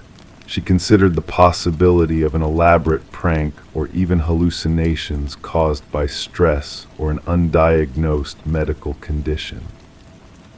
On day 5, Amber's journal reported a new development that clearly disturbed her. She wrote, "There was someone in the reflection today, not me, someone else. A figure sitting in the corner chair that doesn't exist in my actual room, just sitting there watching. I couldn't make out any features, just a dark silhouette. I turned around and of course there was nobody there. When I looked back at the mirror, the figure was gone. Am I losing my mind?" For the next several days, the figure appeared intermittently in the mirror, sometimes sitting, sometimes standing near the back wall. Amber never saw a face, just the silhouette. She began taking photos of the mirror, hoping to capture evidence of what she was seeing. The photos, later recovered from her phone, showed only normal reflections. Amber missed her Thursday book club meeting. When her friend Melissa called to check on her, Amber sounded distracted but insisted everything was fine. She had simply forgotten about the meeting while engrossed in research about antique mirrors. Melissa later told investigators that the conversation felt strained, with long pauses and Amber seeming to whisper at times, as though someone else might be listening. By the following Monday, Amber had called in sick to work for the first time in 3 years. Her final journal entry, dated March 28, 2019, read, "The figure spoke today. I couldn't hear anything, but I could see its mouth moving. It seems to be trying to communicate something important. I've decided to try to make contact. If this is some kind of elaborate optical illusion, or if I'm experiencing a psychotic break, I need to know. I've set up a camera to record what happens. If anyone finds this and I'm gone, please check the recording." The camera Amber referenced was found on her dresser, positioned to capture both her and the mirror. The recording showed Amber standing before the mirror for nearly 40 minutes, occasionally speaking as though responding to questions, though no one else is visible or audible. At the 37-minute mark, She reached toward the mirror's surface, and then the recording abruptly ended. Amber Wallis was reported missing on April 2nd, 2019, when she failed to call her parents on Sunday and didn't show up for work on Monday. Police found her apartment undisturbed. The door was locked from the inside, windows secured. Her car remained in the apartment building's parking lot. Her wallet, phone, and keys were on the kitchen counter. The investigation revealed little. The mirror stood in her bedroom, appearing to be an ordinary, if expensive, antique. No fingerprints were found on it except Amber's. Technical experts examined the recording, but found no evidence of tampering or unusual visual phenomena in the mirror's reflection. Investigators tracked down information about the mirror's previous owner, Eleanor Blackwood. Her niece, who had organized the estate sale, remembered the mirror being in her aunt's home since she was a child but knew nothing about its origins. Eleanor had inherited many items from her own parents, who had been avid collectors. One potentially significant detail emerged during interviews with Eleanor's former neighbors. An elderly man who had lived next door for decades mentioned that Eleanor had kept that mirror covered with a sheet for many years. When asked why, he recalled her saying something about not liking what it showed her. The police considered this comment too vague to be meaningful evidence. 6 months into the investigation, with no leads and no sign of Amber, the case went cold. Theories ranged from mental health crisis leading to suicide to Amber having carefully planned her own disappearance. Neither theory satisfied those who knew her well. In a strange footnote to the case, the mirror was eventually returned to the niece of Eleanor Blackwood, who promptly sold it to a private collector. The collector, a Dr. Raymond Marsh, reportedly kept it in his study for several months before donating it to a small museum specializing in allegedly haunted objects. The museum's curator later claimed that the mirror was perfectly ordinary, reflecting exactly what one would expect. The disappearance of Amber Wallis remains unsolved. Her apartment was eventually cleared out by her parents, who still maintain a small website dedicated to finding information about their daughter. Every year on the anniversary of her disappearance, they post a new plea for anyone with information to come forward. Some nights, the security guard at the university library where Amber worked swears he catches glimpses of a woman resembling her in the reflective surfaces of windows after hours. By the time he turns to look, there's never anyone there. Just the feeling of being watched and the faint impression that somewhere, somehow, Amber Wallis is still searching for her way back from wherever she went. In the small museum where the mirror now resides, visitors occasionally report seeing reflections that don't quite match reality. The curator dismisses these claims as the power of suggestion.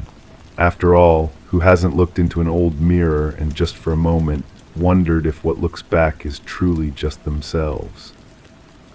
Crime 9 glass jars, each labeled with a date and a name.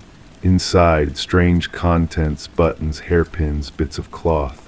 One was filled with sand, another with what looked like dried blood, but one jar was still warm, and the label simply read, "Yours." Sheriff Darren Colton had seen his share of disturbing crime scenes in his 23 years serving Blackwood County, but nothing quite like this. The attic of the Matheson residence at 1478 Sycamore Lane was meticulously organized. Jars lined up chronologically on handcrafted pine shelves, stretching back 15 years. They numbered 42 in total. Sarah Matheson had lived in Blackwood since 1997. A quiet woman in her early 50s, she taught 3rd grade at Pinewood Elementary. Her students adored her. Parents trusted her. Neighbors described her as reserved but kind. She volunteered at the local animal shelter on weekends. She kept her lawn manicured and her hedges trimmed. She brought homemade cranberry bread to community potlucks. She was just normal, said Rebecca Dawson, who lived next door for 11 years. The kind of neighbor who would collect your mail when you went on vacation, but wouldn't pry into your business. The first indication that something was amiss came on a Tuesday, April 18, 2023. Sarah hadn't shown up for work, unusual for a woman who, according to school records, had used only 4 sick days in the past decade. The school principal, Kenneth Watts, called her home phone, then her cell. No answer. I just had this feeling, Watts later told investigators. Sarah was reliability personified. If she couldn't make it, she would have called probably 3 times with detailed lesson plans. When Sarah missed a second day, Rebecca Dawson noticed the newspapers accumulating in the driveway. Sarah's gray Honda Civic remained parked in the same spot. Blinds that were typically open by 6:30 a.m. remained drawn. The porch light stayed on during daylight hours. I knocked on her door that evening, Dawson recalled. Then I peered through the living room window. Everything looked normal, but too still somehow, like a photograph of a room rather than a room itself. By day 3, Deputy Martin Reynolds performed a wellness check. The front door was locked, so was the back, all windows secure. He noted nothing outwardly suspicious and left a card. Department protocol dictated they couldn't force entry without clear cause for concern. The following day, Sarah's sister, Alina Walsh, arrived from Cincinnati. She had a spare key. I hadn't heard from Sarah in 4 days, Walsh explained. We usually text every other day at least. I called 37 times. When Alina and Deputy Reynolds entered the house, everything appeared immaculate. No signs of struggle, no evidence of forced entry. The dishwasher had been run recently. The bed was made with hospital corners. A bookmark rested precisely halfway through The Dutch House by Anne Patchett on the nightstand. Sarah's toothbrush was still damp. It was like she had just stepped out to get the mail, Alina said, except she hadn't. The search continued through the modest 2-bedroom home. The refrigerator contained fresh groceries. A partial cup of coffee sat on the kitchen counter, lipstick smudge on the rim. The mug still felt faintly warm to the touch. It was Alina who suggested checking the attic. Sarah always said she didn't use it, she explained to investigators. She was afraid of heights, said the pull-down ladder made her dizzy. Deputy Reynolds tugged on the cord, and the ladder descended with a smooth, well-oiled ease, not the movement of a rarely used access point. The attic was unlike the rest of the house. While the living spaces below were homey and modest, the attic had been transformed into something between a laboratory and a shrine. Recessed lighting, climate control, custom shelving, and those jars precisely arranged, meticulously labeled. Martha Kruger, 2008, David Wilson, 2011, Eliza Chen, 2015. Each name matched a missing person case from the surrounding counties. Some had been solved, others remained open. That's when I knew we weren't looking for a missing woman anymore, Sheriff Colton later stated. We were looking for a predator. The investigation revealed that Sarah Matheson was not Sarah Matheson at all. Fingerprint analysis identified her as Judith Lanier, wanted in connection with a string of disappearances across 3 states dating back to 2005. Her actual teaching credentials were forgeries, though masterfully crafted ones. Her background checks had been clean because she had adopted the identity of a real Sarah Matheson, a woman who had died in a car accident in Nevada in 1996. The contents of the jars proved to be trophies collected from victims in moments of vulnerability. A button from a coat, a thread from a sweater, a pebble from a driveway. DNA analysis confirmed that the organic materials, hair, dried blood, skin cells, belonged to the named individuals. The most disturbing discovery was made in Sarah's bedroom. A hidden panel in the closet revealed a small leather-bound journal, each entry corresponding to a jar, detailed observations, routines, vulnerabilities, methods. The journal depicted a woman who approached murder with the clinical precision of an accountant and the patience of a spider. The most chilling aspect wasn't what she wrote, explained forensic psychologist Dr. Amelia Ruiz. It was how she wrote it, emotionless, methodical, like she was recording scientific observations or keeping a gardening log. The final entry, dated April 17, 2023, contained only 4 words: time for a change. Inside Sarah's garage, investigators found camping equipment, maps of the Appalachian Trail, $17,000 in cash, and 7 different sets of identification documents. Her Honda Civic contained a recently detailed trunk lined with plastic sheeting.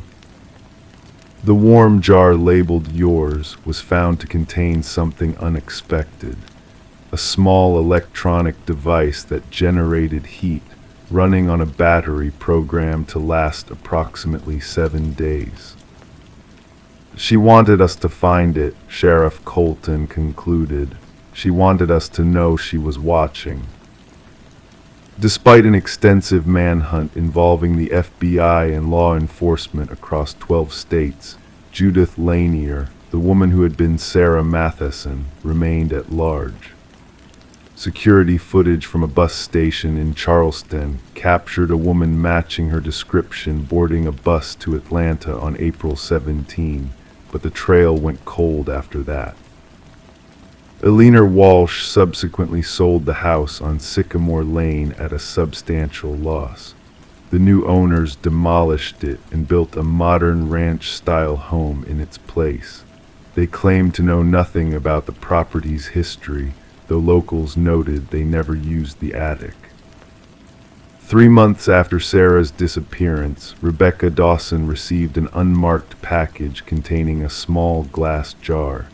Inside was a clipping from Dawson's own rose bush. The jar was warm to the touch, and the label read, "Next." Police found no fingerprints, no DNA, no trace evidence of any kind. The package's tracking information led to a shipping center in Tulsa, Oklahoma, where a middle-aged woman using the name Patricia Miller had paid cash. 1 year later, a new elementary school teacher named Marion Collins moved to Addison, Pennsylvania. She volunteered at the local animal shelter. She brought homemade cranberry bread to community potlucks. Her students adored her. Parents trusted her. And in the attic of her rented Victorian home, a new collection of jars began to take shape.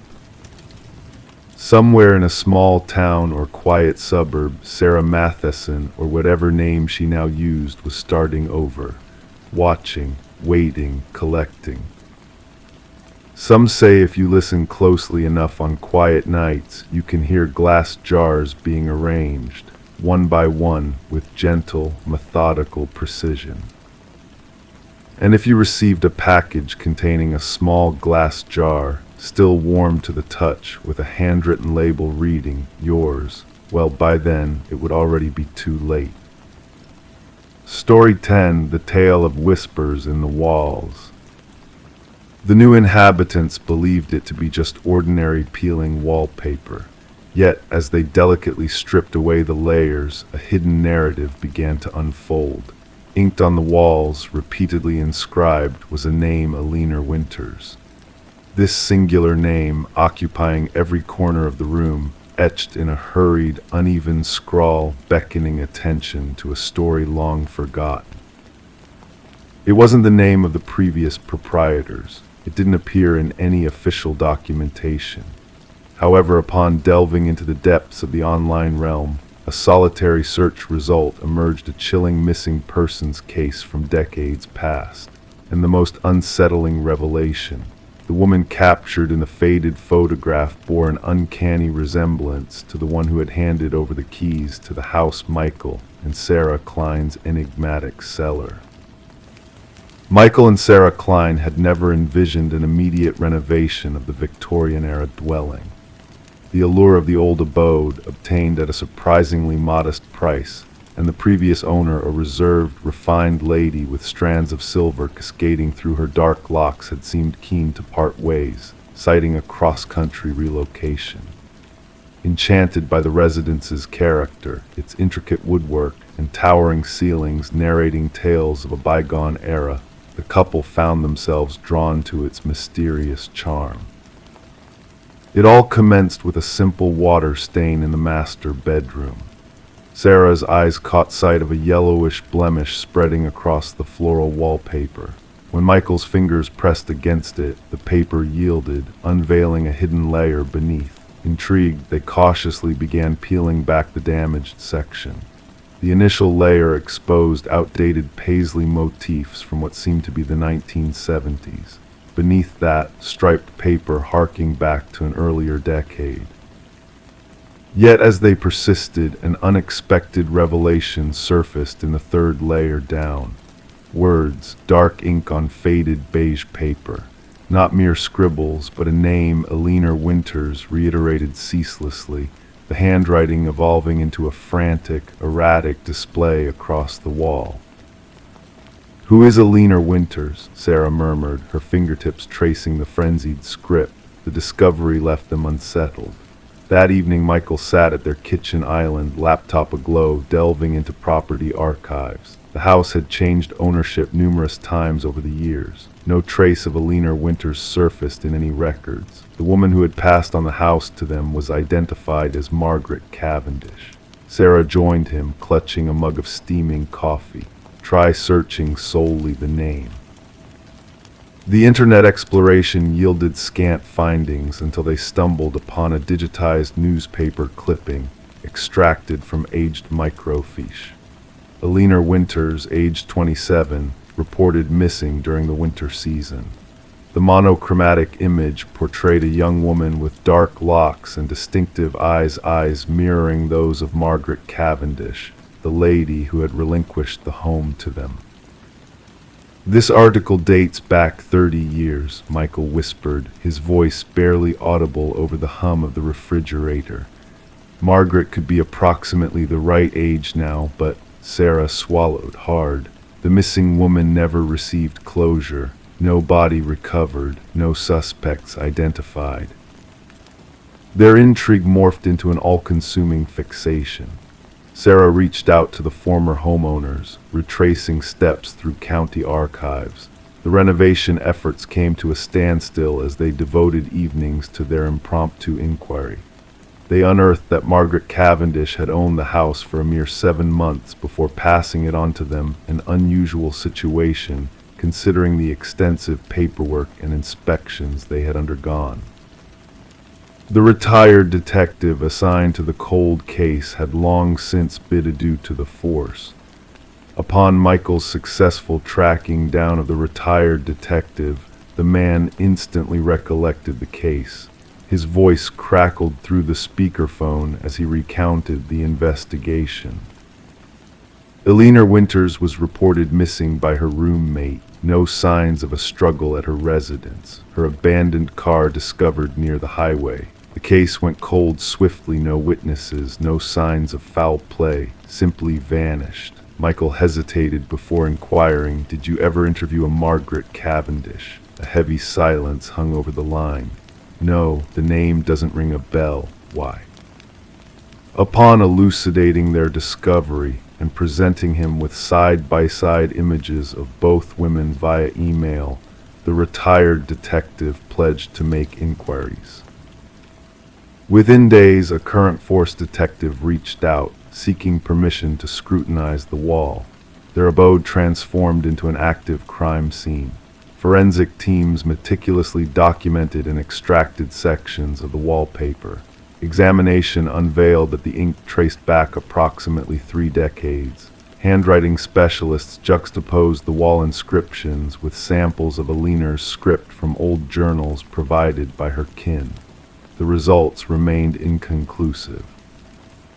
Meanwhile, Sarah stumbled upon a concealed compartment beneath the bedroom closet's floorboards. Within lay a driver's license belonging to Aliner Winters alongside several identification cards bearing varying names. All featured the same visage with subtle distinctions: hair shade, spectacles, countenances. The concluding ID, Margaret Cavendish, aligned with their home's cellar. As authorities endeavored to locate Margaret using the forwarding address she had supplied, they uncovered its non-existence. Her phone line had been disconnected. The bank account that had received their payment had been shuttered. Margaret Cavendish had vanished, reminiscent of Aliner Winters from yesteryears. Then came the revelation that would irrevocably alter the course of the investigation. DNA analysis of hair strands retrieved from deep within the wall cavity matched Aliner Winters. However, fingerprints lifted from the writing itself matched an altogether different profile, one attributed to a psychiatric patient named Rebecca Eldridge, who had been institutionalized shortly after Aliner's disappearance. Rebecca Eldridge had been diagnosed with a severe dissociative identity disorder. She had eluded the institution's confines on multiple occasions over the years. Her medical records unveiled a bone-chilling truth: one of her documented alter egos identified as Aliner. The inquiry unveiled that Rebecca had been Aliner's childhood companion, fixated on her to the point of emulation. When Aliner rebuffed her increasingly unsettling advances, something within Rebecca fractured. She assumed Aliner's identity literally and metaphorically, and fabricated an intricate network of personas to sustain the charade. The scribbled name symbolized Rebecca's desperate bid to retain a grasp on reality, to recollect who she truly was beneath the assumed facades. The wall had metamorphosed into both confession and incarceration, a tangible manifestation of her fractured psyche. Sarah and Michael stood on their front porch as forensic teams excavated designated sections of their backyard, guided by ground-penetrating radar that had detected anomalies below the surface. The cold case had suddenly surged with warmth. The remains unearthed from beneath the garden belonged to Aliner Winters. Rebecca Eldridge, alias Margaret Cavendish to Michael and Sarah, was eventually apprehended while attempting to cross the border under yet another identity. Confronted with evidence, the persona masquerading as Margaret crumbled, giving way to another identity, one who confessed to Aliner's slaying in a fit of jealousy. The names on the wall had served as both a memorial and a manifestation of guilt, inscribed by a fractured mind striving to cling to shards of truth despite itself. For Aliner's kin, justice arrived 3 decades belatedly. For Michael and Sarah, their envisioned sanctuary became infamous, a footnote in the annals of true crime lore, forever enshrined as the abode where the walls themselves whispered tales of a tragic demise. Story 11: The Enigmatic Dollhouse. She had always avoided the attic, a space of shadows and secrets, until a fierce storm forced her to confront its mysteries. The attic, shrouded in neglect, held forgotten treasures cloaked in dust and cobwebs. Among them, in the dimmest corner, sat an ancient dollhouse, its intricate details capturing a haunting beauty. Each minuscule piece of furniture was meticulously arranged, frozen in time. But as she gazed into the miniature rooms, a sense of unease crept over her.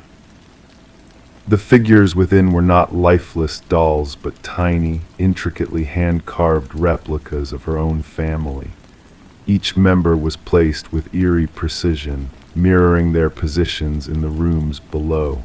However, one figure stood out, the representation of herself, standing near the attic entrance. Rebecca Morgan traced her finger along the dollhouse roof, feeling the slight groove where her miniature counterpart stood. A chill ran down her spine, unrelated to the icy draft swirling through the rafters. This dollhouse didn't belong here. It wasn't from her childhood home, but a rented house her family had recently moved into. Alarmed, Rebecca contacted the authorities, setting off a chain of events that would unravel a chilling mystery. Law enforcement arrived at the suburban residence to find a family in distress, reluctant to return to the attic. Detective Sarah Harmon, the lead investigator, initially dismissed their fears as mere paranoia, but the intricate craftsmanship of the dollhouse left her unsettled. Each tiny figure bore an uncanny resemblance to the family members, down to the smallest details. Forensic analysis revealed fingerprints on the dollhouse that didn't match any family member. Even more disturbing were microscopic cameras hidden in the figure's eyes, connected to a sophisticated surveillance system beneath the dollhouse. Reviewing the family's movements, investigators uncovered a disturbing revelation. The positions of the miniature figures mirrored not just one evening but multiple days, indicating a prolonged observation of the family's routines. It wasn't just stalking, Detective Harmon explained. It was a disturbing level of obsession, meticulously documented. Further exploration led to the discovery of a hidden basement chamber concealed behind a pantry wall. Evidence suggested someone had been living there, undetected, since before the Morgans arrived. The absence of forced entry puzzled investigators, revealing a dark past linked to the house's previous owners. The digital trail led to an apartment across town, belonging to Martin Wells, the son of the deceased homeowners. His obsession with the property drove him to create a hidden sanctuary below, surveilling the unsuspecting tenants through the dollhouse. Wells' journals and photographs painted a picture of a man consumed by possessive delusion, his need for control manifesting in twisted ways. During interrogation, Wells remained chillingly composed, justifying his actions as a means of asserting authority over his childhood home. His distorted perception turned the family into mere puppets in his elaborate game of control. The Morgans never returned to the house, shattered by the violation of their privacy and security. Rebecca, haunted by the realization that they had been watched and manipulated, found solace in a new home far away. Yet the fear lingered, a specter of unease that followed her into each room, a reminder of the dollhouse's sinister presence. Wells faced charges of stalking, invasion of privacy, and illegal surveillance, his actions sparking a reevaluation of real estate laws.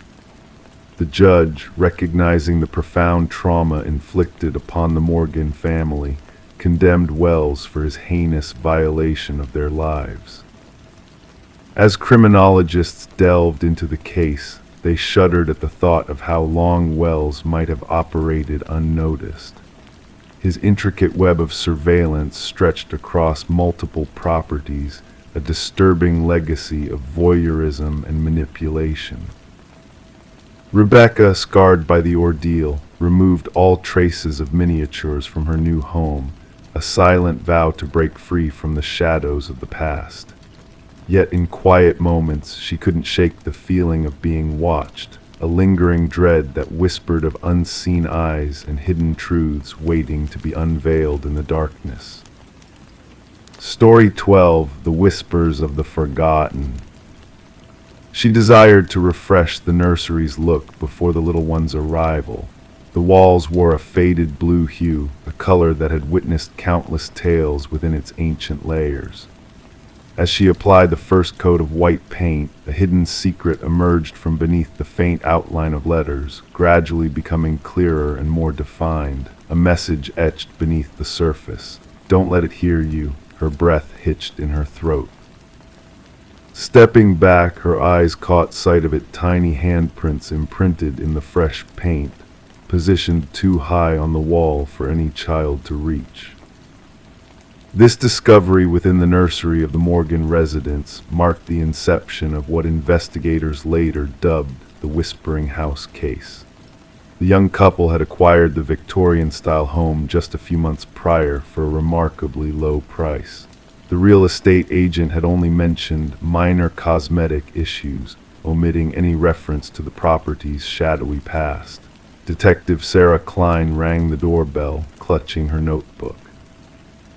A woman answered, her pregnant belly protruding beneath her paint-stained overalls. Dark circles rimmed her tired eyes. It was evident she hadn't found rest in days.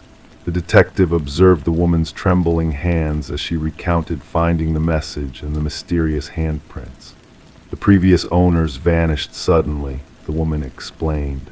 The neighbors mentioned they departed in the dead of night. No moving truck, just their essentials packed into the car. Walking through the historic home, Detective Klein's footsteps echoed against the creaking floorboards. Standing in the nursery, she scrutinized the partially painted wall. The message still lingered where the painting had been abruptly halted. Adjacent to it, 5 small handprints pressed into the wet paint, positioned at adult height.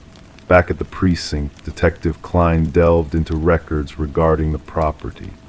The house had changed owners 8 times in 30 years, a remarkably high turnover rate. Each family had resided there for less than 2 years. More troubling were the child welfare reports filed for 3 of those families. Children had reported whispers from the walls and someone watching them sleep. The detective delved deeper, seeking construction records and historical documents. The house had once belonged to Eleanor Blackwood, a wealthy widow without children of her own, who had run a small orphanage from the premises during the early industrial era. Newspaper clippings referenced 5 children who had vanished from her care. Authorities back then suspected they had fled, a common occurrence for orphans in that era. When Eleanor passed away, workers renovating the house stumbled upon a sealed room behind the nursery wall. Inside, they discovered children's belongings, tiny shoes, toys, and clothing, but no remains.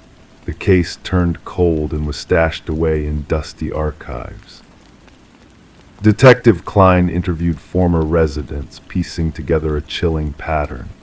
Each family with children had reported strange incidents, toys rearranged overnight, childish laughter echoing through empty corridors, and crayon drawings materializing on walls. Most dismissed these occurrences as figments of imagination until the writings surfaced. The message slightly differed in each account. Don't let them find you. Don't make a sound. Don't let it hear you. Consistently the same script, always unveiled during nursery repainting. A forensic linguist analyzed photographs of the writing and confirmed it matched samples from Eleanor Blackwood's journals. Even more unsettling were the handprints uniform in size and positioning over decades, despite different children inhabiting the home. The investigation took a sinister turn when the detective convinced the current owners to permit ground-penetrating radar in the basement. The technician pointed out anomalies in the readings, 5 distinct shapes beneath the concrete floor, each roughly child-sized. Workers broke through the concrete, exposing a grim revelation: 5 small sets of remains arranged in a circle. Forensic analysis indicated the children had perished during Eleanor's ownership of the house. Each child still wore a pendant engraved with their name, the 5 orphans who had supposedly fled. Detective ordered luminol sprayed throughout the nursery. In the darkness, handprints glowed on every wall beneath layers of paint, invisible to the naked eye. Hundreds of them at various heights, as if the children had been attempting to escape. Eleanor's journals, retrieved from county archives, unveiled her twisted rationale. She believed orphaned children possessed a unique spiritual energy. By confining them in the hidden room, she believed she could tap into their life force to prolong her own existence. The children had etched their warnings into the wall with fingernails and bits of metal, hoping future inhabitants would uncover their fate. The case concluded with the proper burial of the 5 victims. Their names were finally documented not as runaways but as murder victims. The house remained vacant thereafter, the pregnant couple refusing to step foot back inside even to retrieve their belongings. Detective Klein submitted her final report, enclosing photographs of the handprints illuminated by luminol and the message beneath the paint. She noted that while justice had been served for the original victims, an inexplicable presence lingered in that house, something that continued to reach out through layers of paint and time. The nursery walls were dismantled during the cleanup process, yet workers reported hearing children's whispers emanating from within the debris. Each one declined to return after their shift concluded. The house was eventually condemned, another cold case stored in a dusty cabinet, a tangible closure, but spiritual queries that would forever remain unanswered. The detective retained one photograph from the case, 5 luminol handprints glowing in the darkness, a haunting reminder that certain crimes leave indelible marks that no amount of fresh paint can conceal. Story 13. The worn envelope, aged and tinged with yellowing edges, held a fresh stamp, as if just whisked from the post office. With careful hands, the detective unfolded the paper within, its message typed in a hurried, uneven script. I am sorry for what I did. A dampness clung to the paper, carrying a faint scent of iron, and there, along the lower edge, a reddish smear caught their eye. Not ink, but blood. Detective Sarah Morgan, with practiced precision, secured the letter in an evidence bag, her gloved fingers careful not to disturb the evidence. The forensics team confirmed her suspicion. The blood matched DNA from a long unsolved homicide case that had lingered in the shadows of the department for years. The victim, a bright young journalist named Rebecca Warren, had been discovered in her apartment, the scene marred by multiple stab wounds. Her laptop gone, her notes scattered, hinting that her demise was tied to an article she was pursuing. The case had grown cold, despite tireless efforts and countless dead ends, and now this cryptic letter had found its way to the homicide division, carrying only those haunting words, I am sorry for what I did. The paper and envelope yielded few clues, only faint marks suggesting the sender had taken care to wear gloves, but the postmark offered a glimmer of hope, a thread to follow. Gathered in the dimly lit briefing room, Detective Morgan and her team faced a wall plastered with images of crime scenes, timelines, and profiles of suspects who had slipped through their grasp. She pinned the letter at the heart of it all. This changes everything, she murmured to the room. Our killer shows remorse. Detective James Chen, her steadfast partner in this enigmatic case, studied the letter intently. Or perhaps they desire us to believe so, he proposed. The blood could be a mere act, a mocking gesture. The forensic team traced the unique typewriter impression to a model long out of production, a relic from the past, rare yet not unattainable. They reached out to antique aficionados and collectors across the region, casting a net in search of this elusive clue. As the investigation gained traction, they delved into Rebecca's world. Her editor painted a portrait of a fierce investigator, unyielding in her pursuit of truth. Her most recent inquiry had led her to a prominent family embroiled in local politics. With the family patriarch's recent passing, disputes over the will had fractured relationships, breeding suspicion and betrayal. The detectives revisited Rebecca's boyfriend, Michael Barnes, whose grief had seemed genuine in their earlier encounters. But now, under the shadow of the letter, subtle shifts in his demeanor betrayed a hidden unease. Rebecca spoke of being followed, he confessed, his voice tinged with regret. I dismissed her fears, attributing them to her investigation. I should have listened. While they unraveled this new thread, a second letter arrived, bearing the same typewritten message, the same ominous bloodstain. This time the words bore more weight. She delved too deeply into the family secrets, the inheritance, the patriarch's demise. It was never meant to escalate this far. The trail led them to the grand estate of the deceased patriarch, where they confronted his eldest son, Richard. Among his collection of antiquities sat several vintage typewriters. His explanations seemed rehearsed, his composure calculated. A breakthrough emerged when microscopic fibers on the envelopes linked back to custom stationery exclusive to the youngest daughter, Eleanor. Questioned, she disclosed Richard's request to borrow her stationery weeks earlier.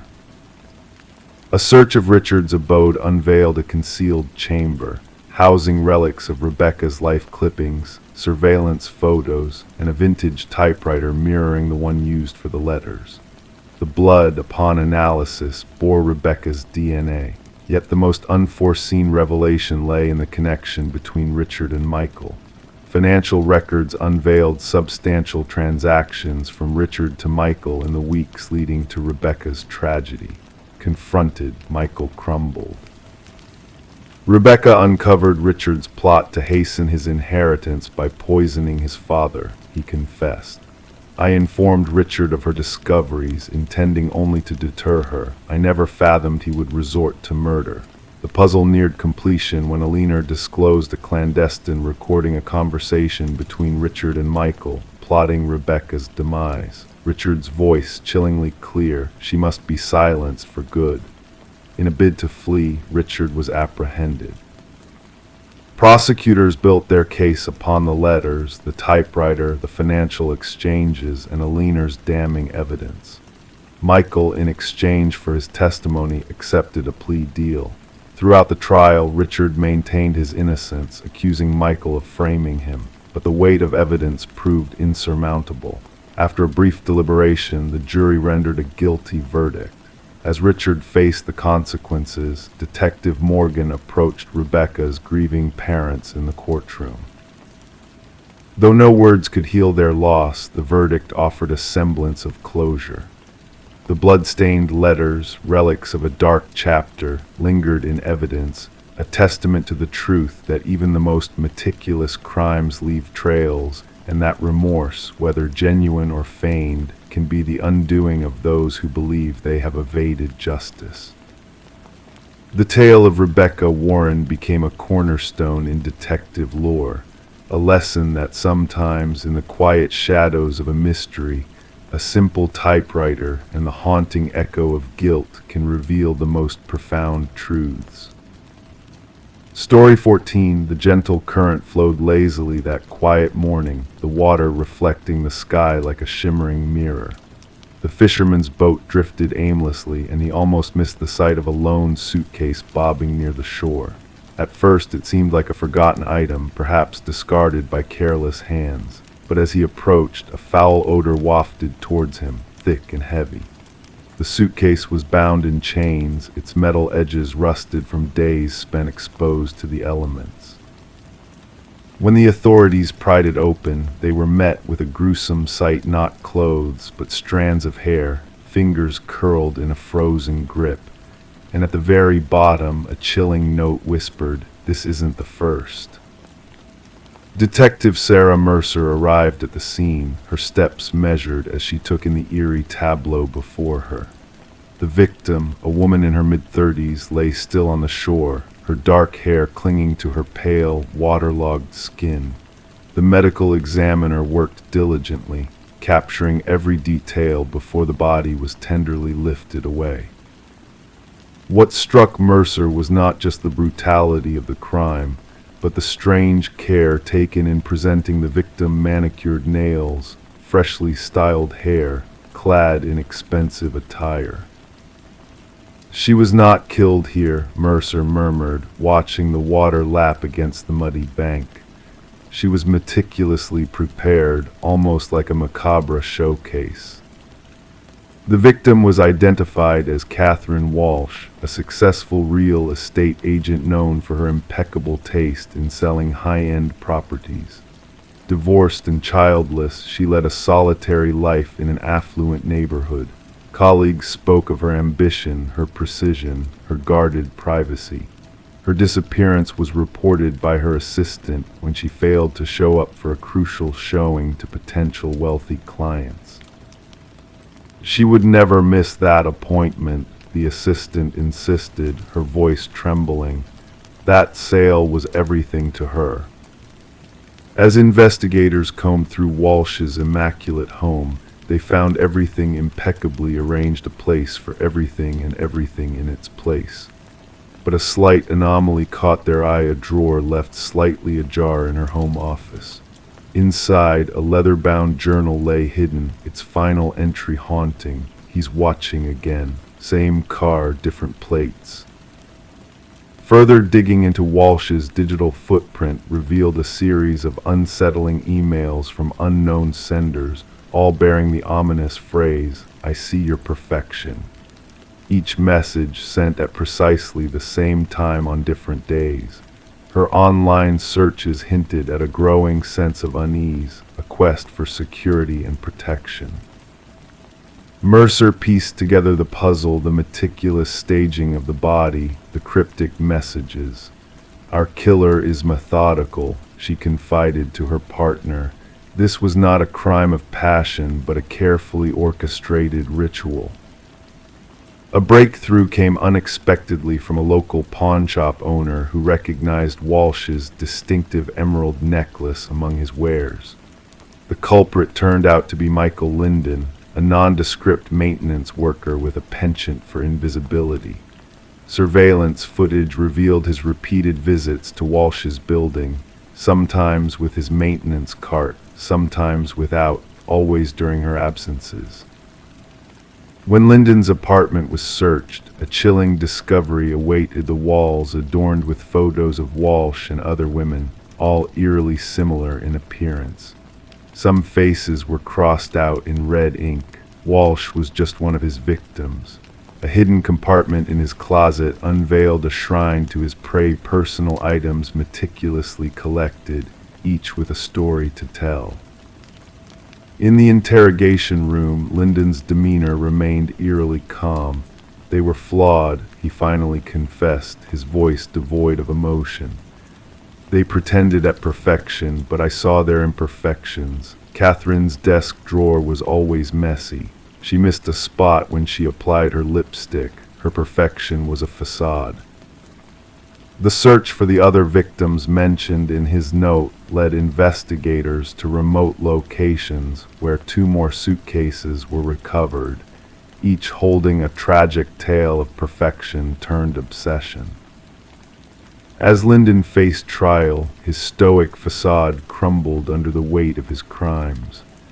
The families of the victims sat in silent grief as the judge pronounced a life sentence without parole. For Detective Mercer, the case closed officially, but the shadows of unanswered questions lingered. What drove Linden to fixate on these particular women? What inner flaw was he desperately trying to erase through his twisted acts? The river continued its tranquil journey downstream, carrying away all evidence with its gentle current. Yet on Mercer's desk at the precinct lay copies of those chilling notebooks, a stark reminder that in the facade of normalcy, darkness sometimes lurks. The most dangerous predators may not be the ones hiding in the shadows, but those hiding in plain sight, waiting for the smallest crack to reveal their true nature. Story 15. The parcel arrived unannounced, a mystery in cardboard form. No return address, no tracking number, just a box tinged with morning dew. It wasn't intended for Sarah Miller. Her address was correct, but the name was a stranger's. She hesitated, knowing she should have left it untouched on her porch. But curiosity whispered louder than reason, urging her to unravel the enigma. With cautious hands, she peeled back the tape, anticipating mundane contents like books or clothes. Instead, a VHS tape lay nestled inside, accompanied by a solitary sticky note bearing a cryptic command: "Watch alone." Sarah held the black plastic cassette, feeling an inexplicable weight in her palms, as if it carried the burden of forbidden knowledge. Her fingers traced the tape's worn edges, sensing the hidden stories etched into its surface. The handwritten note revealed traces of urgency, each stroke pressing into the paper with unspoken secrets. Outside, the suburban neighborhood hummed with its usual rhythm: a distant dog's bark, children's laughter, the drone of a lawnmower. Oblivious to the clandestine delivery that had slipped into Sarah's possession. Bringing the package indoors, she placed it on her kitchen counter, uncertainty clouding her thoughts. The name Daniel Whitaker held no significance in her memory. Having dwelled in the house for years, Sarah had never encountered mail addressed to this mysterious figure. The previous occupants, the Johnsons, had departed long ago, leaving behind no trace of Daniel Whitaker's existence. Curiosity wrestled with unease as Sarah eyed her neglected VCR, a relic from a bygone era. Something about the tape beckoned to her, an enigma cloaked in worn plastic. Against her better judgment, Sarah inserted the tape into the machine. At first, static danced on the screen, gradually sharpening into focus. The dimly lit room that materialized was shrouded in shadows, illuminated only by a solitary lamp. The camera angle seemed hurried, capturing a man seated in a wooden chair, his features initially concealed. "My name is Daniel Whitaker." His voice resonated softly yet resolutely. "If you're seeing this, someone has found you, and they will find me too." Leaning closer, the man unveiled a countenance marked by sleepless nights and perpetual vigilance, sunken eyes, stubble grazing his jawline, disheveled hair. "I am innocent," he asserted, "but they have framed me, planted evidence to incriminate me for a crime I did not commit." The camera wavered as Daniel adjusted it, unveiling the stark surroundings: a barren room, devoid of warmth or permanence, the refuge of someone poised to flee at a moment's notice. "They have fabricated a narrative," Daniel continued, desperation tinging his words. "The police report will paint me as the villain, linking me to a woman I never knew until her tragic demise." His voice trembled slightly. "Catherine Walsh, murdered in her own home, and my DNA, my fingerprints, inexplicably entwined with the crime scene." Detective Eliza Ramirez scrutinized the identical tape on her desk, one of several to surface. Each tape bore Daniel Whitaker's plea, branding him as the prime suspect in Catherine Walsh's murder, an enigma who had vanished into the shadows on the day her life was extinguished. The initial investigation into Walsh's death seemed straightforward: a young professional strangled in her own bedroom, circumstantial evidence pointing squarely at Whitaker. Yet the emergence of the tapes injected a sinister complexity into the narrative. As Ramirez delved deeper, a web of intrigue unfurled before her. Catherine Walsh's involvement in a whistleblowing case against PharmaCorp, a pharmaceutical giant entangled in a web of deceit and corruption, presented a new perspective. Walsh had unearthed damning evidence of manipulated clinical trial data, poised to expose the company's deception. The detective's suspicions intensified as anomalies in the case began to surface: the flawless DNA evidence, rehearsed witness testimonies, and conveniently corrupted surveillance footage. Days later, Sarah Miller received a second unexpected package. Within its confines lay a trove of incriminating documents, clinical reports, internal correspondences, a paper trail of PharmaCorp's treachery, all bearing Catherine Walsh's digital imprint. The tide of the investigation shifted, leading Ramirez to connect with other recipients of the mysterious tapes, weaving together Whitaker's intricate tapestry of truth. Whitaker's breadcrumbs of revelation unveiled a chilling reality: he had stumbled upon incriminating surveillance orders targeting Walsh, sealing her fate as a marked woman in the eyes of the powerful corporation. Locked out of the system, Whitaker found himself ensnared in a web of lies, framed as the orchestrator of a heinous crime he had no part in. The breakthrough came when Sarah noticed a crucial detail in her copy of the tape, a reflection in the window hinting at a hidden location. Collaborating with Ramirez, they uncovered a storage unit, harboring the irrefutable proof of Whitaker's innocence. His journal chronicled the conspiracy, Catherine's crucial evidence, and a sinister plot masterminded by PharmaCorp's head of security, a former law enforcer turned puppet of corporate malevolence. Justice unfurled not through a climactic arrest, but through the relentless pursuit of truth.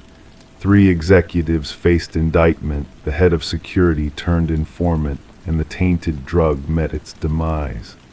Daniel Whitaker emerged from the shadows, a specter of his former self, exonerated but scarred by the ordeal. In a fleeting encounter on Sarah's porch, he conveyed the algorithm's selection of her someone untainted by his or Catherine's past, a beacon of impartial judgment in a sea of manufactured guilt. The VHS tapes, relics of a clandestine odyssey, became artifacts of a harrowing saga where the boundaries between truth and deceit blurred.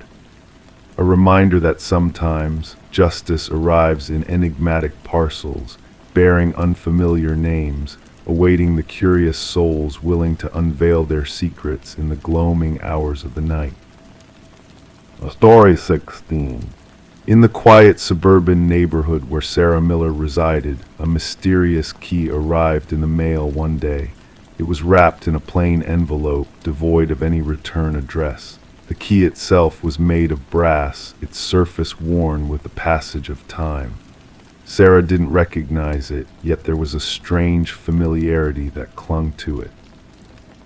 As she tried the key in every lock she owned, not a single one turned. It was clear that this key did not belong to her. Perplexed, she placed it on the coffee table, and in that moment the old grandfather clock in the hallway let out a single, hollow chime, a sound that hadn't been heard in years, for the clock had long been broken. Feeling unsettled by this strange occurrence, Sarah decided to report it to the authorities. What seemed like a simple mishap soon unfurled into a chilling criminal investigation that would shake the foundation of the neighborhood. The responding officer, upon hearing Sarah's story, initially brushed off her concerns, attributing the key's arrival to a possible mistake. However, Sarah's gut feeling told her otherwise. She insisted that something was amiss. Reluctantly, the officer took the key as evidence, placing it in a small evidence bag, setting in motion a series of events that would lead to a harrowing discovery. Detective Robert Harmon, a seasoned investigator with a keen intuition, received the case file during the morning briefing. The brass key sat on his desk, seemingly unremarkable yet exuding an unsettling aura. Background checks on Sarah revealed no criminal history. She was a retired high school English teacher, a widow with grown children living far away. There was nothing in her records to suggest any wrongdoing. Forensic analysis yielded no fingerprints on the key other than Sarah's own. The envelope provided no clues, just a generic postmark from a regional distribution center. No DNA evidence, no trace of anything unusual. The key, a standard Schlage, showed signs of wear, indicating it had been in use for several years. The breakthrough in the case came when Detective Harmon decided to cross-reference the key's unique pattern with the department database. It led to a cold case from 7 years prior, where a similar key pattern was linked to a storage unit containing disturbing evidence, a grim collection of blood-stained carpet, tools, and photographs of unidentified women, some of whom were missing persons. The original investigation had hit a dead end due to lack of evidence. Harmon delved into the dusty case files, uncovering a trail that led to Harold Jenkins, a former neighbor of Sarah's. Jenkins had a shadowy past, with gaps in his employment history and a penchant for relocating frequently. As the investigation progressed, a dark truth began to emerge. Jenkins had meticulously planned his crimes, leaving behind a trail of horror that spanned nearly a decade. The discovery of a hidden room filled with identical brass keys, each bearing a name and date, revealed the extent of his atrocities. Buried behind Jenkins' cabin, investigators unearthed multiple bodies, each a grim testament to his twisted actions. Sarah, caught in the midst of this nightmare, was provided with round-the-clock protection as the manhunt for Jenkins intensified nationwide. The hunt for Jenkins culminated in a tense standoff, ending in his tragic demise. Inside a journal found near his body were detailed confessions of his crimes, along with a chilling message directed at Sarah. The investigation uncovered a total of 32 victims, bringing closure to families who had long awaited answers. Sarah never returned to her home, the veil of normalcy shattered by the darkness that had lurked so close to her. The case of the Keymaster remains a haunting reminder of how predators can hide in plain sight, their true nature concealed behind a facade of normality. As the investigative teams continue to dissect Jenkins' writings for insights, the collection of brass keys in the evidence locker stands as a silent testament to the lives lost, a reminder that sometimes the most sinister evils can be found where least expected. Story 17. The town held its breath, never daring to mention the house that lingered at the edge of the woods. It stood solitary, a silent sentinel with windows stained black, porch stooped under the weight of time's heavy hand. No one laid claim to its ownership. No memory lingered of the hands that crafted its weathered walls. But when a band of hikers strayed too close, they stumbled upon a chilling sight, names etched into the wooden siding, carved deep like ominous whispers. At the very bottom of the list, fresh and untouched by the elements, appeared a name unfamiliar to them all. And as the group stood frozen in disbelief, one voice quivered with fear. That name, it's mine. Under the veil of night, a call pierced through the darkness. The dispatch logged it as a routine trespassing incident. The voice on the line belonged to Mason Wright, the lead hiker who had uncovered his own name carved into the forsaken house. Responding officers anticipated a simple case of juvenile mischief, a prank gone awry, but what awaited them defied rational explanation. Detective Sarah Keller arrived as twilight draped the forest in shadows. Her flashlight pierced the darkness, revealing the worn facade of the structure. The names 27 in total etched vertically along the eastern wall. Some had nearly faded into oblivion, lost to the passage of time. Others remained sharp as if freshly carved. And at the very bottom, Mason Wright, the incision still bearing traces of newly hewn wood. "I've never set foot here before," Mason insisted, his breath materializing in the frigid air. "I can't fathom how my name came to be here." Thus began the inquiry, delving into the backgrounds of each name inscribed on that haunted wall. The findings sent chills down the spines of the detective team. Every name belonged to an individual reported missing over the span of 4 decades. Some cases had grown cold, while others remained open. Yet a common thread wove through them. All the vanished souls had been last seen hiking alone. Forensic experts meticulously documented each carving, noting the varying depths, techniques, and weathering patterns. The oldest name, Rebecca Hansen, aligned with a missing persons case from 37 years past. The records painted a grim picture of a young woman who ventured into those very woods, never to return. Search efforts yielded naught but a lone hiking boot beside a babbling stream. Detective Keller interrogated Mason at length, His account remained unwavering. He bore no ties to the area beyond that ill-fated hike with 4 friends. They had picked the trail at random, guided by an online suggestion. Nothing in his past linked him to the other names adorning the wall. The focus shifted to Mason's companions. Emily Chen, the group's photographer, offered snapshots captured during their trek. Upon scrutinizing the images, analysts uncovered a disquieting presence, a blurred figure haunting the background of 3 distinct photographs. A spectral form, tall and slender, perpetually obscured by the foliage. "We never encountered anyone else on the trail," Emily attested. "We would have remembered." Instructing a search of the house's interior, Detective Keller led the team into the abandoned abode. Dust blanketed every surface, furniture lay broken and forgot. Yet in the bowels of the basement, a chilling revelation awaited. Personal effects of the missing hikers lay meticulously arranged on wooden shelves. Watches, backpacks, cameras, wallets. Each labeled with a name corresponding to those on the exterior wall.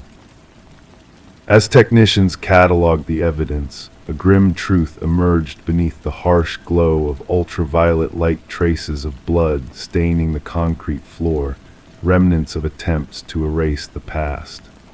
While ground-penetrating radar yielded no subterranean graves beneath the house, cadaver dogs repeatedly alerted to a dense thicket at the property's rear. Amidst the escalating investigation, Detective Keller observed a disconcerting shift in Mason Wright's demeanor. He reported eerie phenomena, whispers echoing outside his dwelling, enigmatic footprints leading to his doorstep but vanishing without a trace, shadowy forms lurking in the periphery. The department assigned an officer to safeguard him, yet Mason's paranoia spiraled unchecked.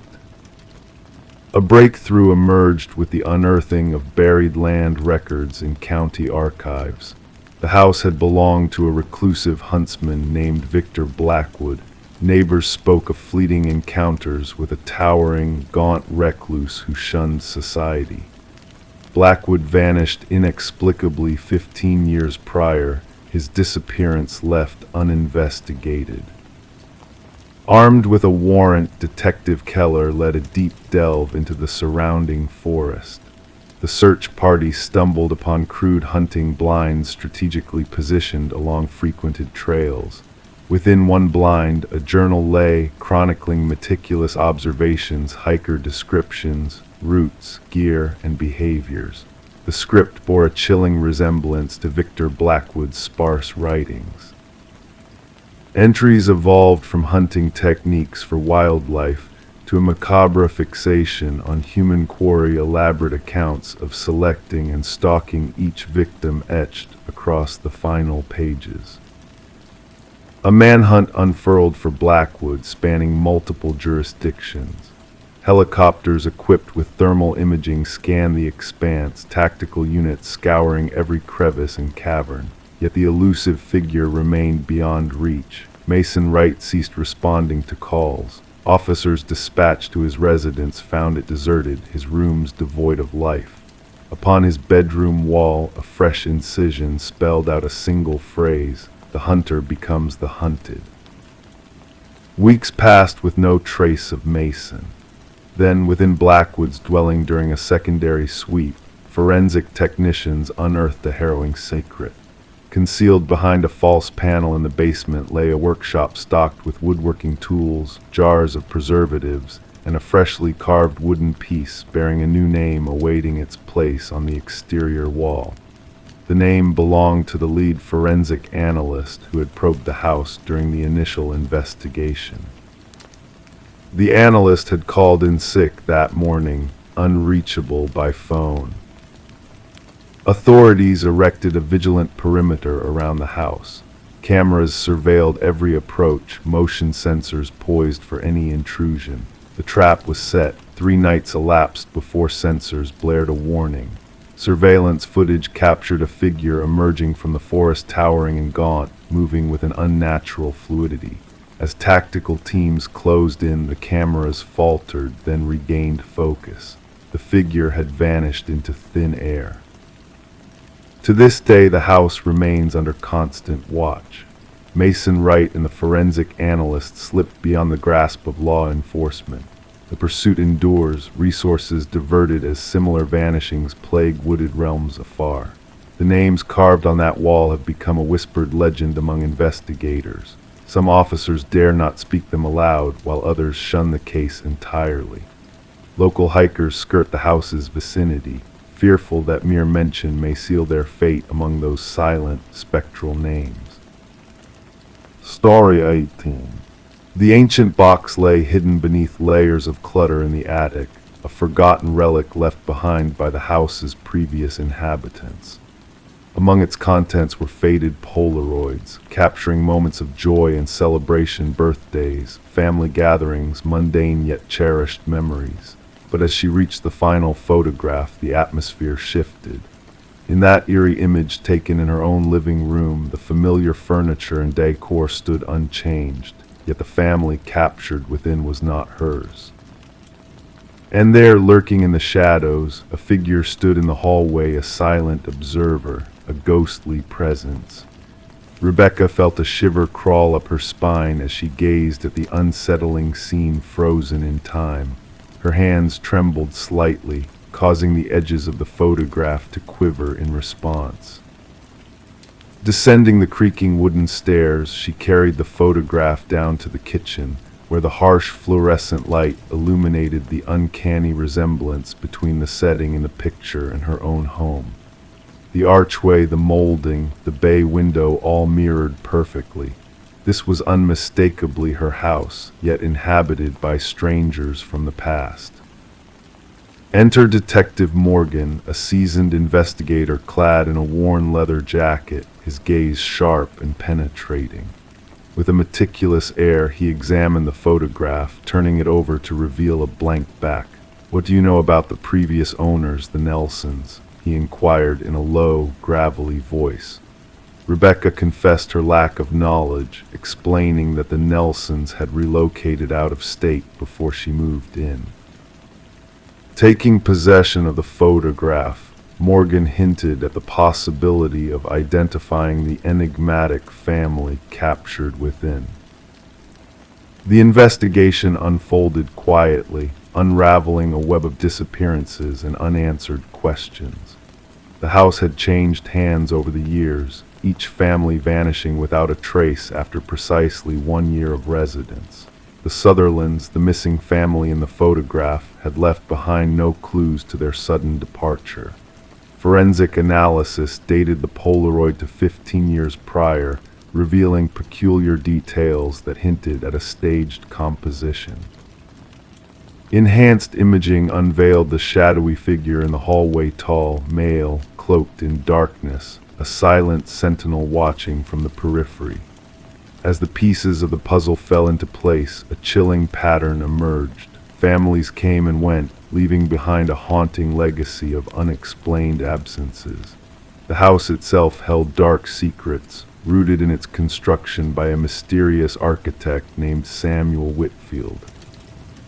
Whitfield's shadow loomed large over the investigation, his presence felt in every vanished family, in every hidden room and concealed crawlspace.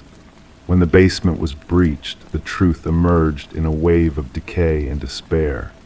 The missing families, preserved in a macabre tableau, bore witness to a twisted legacy of obsession and malevolence. Rebecca, now a mere pawn in a sinister game, sought refuge under police protection as the darkness closed in around her. The eerie silence of the empty house echoed with whispers of the past, of a phantom architect who defied death and time itself. The Polaroid camera's mechanical whir punctuated the night, a sinister reminder that the watcher in the shadows was not done yet. The house stood as a silent sentinel, its windows veiled in darkness, its walls holding secrets that defied explanation. Samuel Whitfield, if that was truly his name, remained a spectral enigma, his legacy haunting those who dared to uncover the truth. and in the stillness of the night, new photographs developed in hidden rooms, capturing unsuspecting families and their unwitting fate, while the watcher in the shadows remained ever vigilant. The quest for truth had only just begun, drawing in those who sought to unravel the enigma of the man in the photograph, only to find themselves ensnared in a chilling tale of mystery and malevolence. Story 19. In the realm of mysteries that whisper through the night, there was a tale that unfolded like a dream veiled in shadows. It began with a mere pocket dial, a spectral transmission of static and muffled echoes that danced in the air. The operator, on the verge of dismissing it as a trick of the wires, hesitated as a voice pierced through the veil of silence. A woman's voice, shrouded in urgency, whispered frantically into the void, "He's here." And then, as swiftly as she had appeared, she vanished into the depths of silence. The enigma led the way to an empty house, a relic of solitude abandoned by time and memory. Its walls whispered secrets of bygone days, of a family named Sullivan who had fled its halls after a fire had devoured a part of their world. No footprints marred the dust-laden floors. No signs of intrusion disturbed the tranquility that lay like a shroud over the desolate rooms. Yet in the heart of the stillness, amidst the remnants of a forgotten life, there sat a phone on the kitchen counter, its screen aglow with an otherworldly light.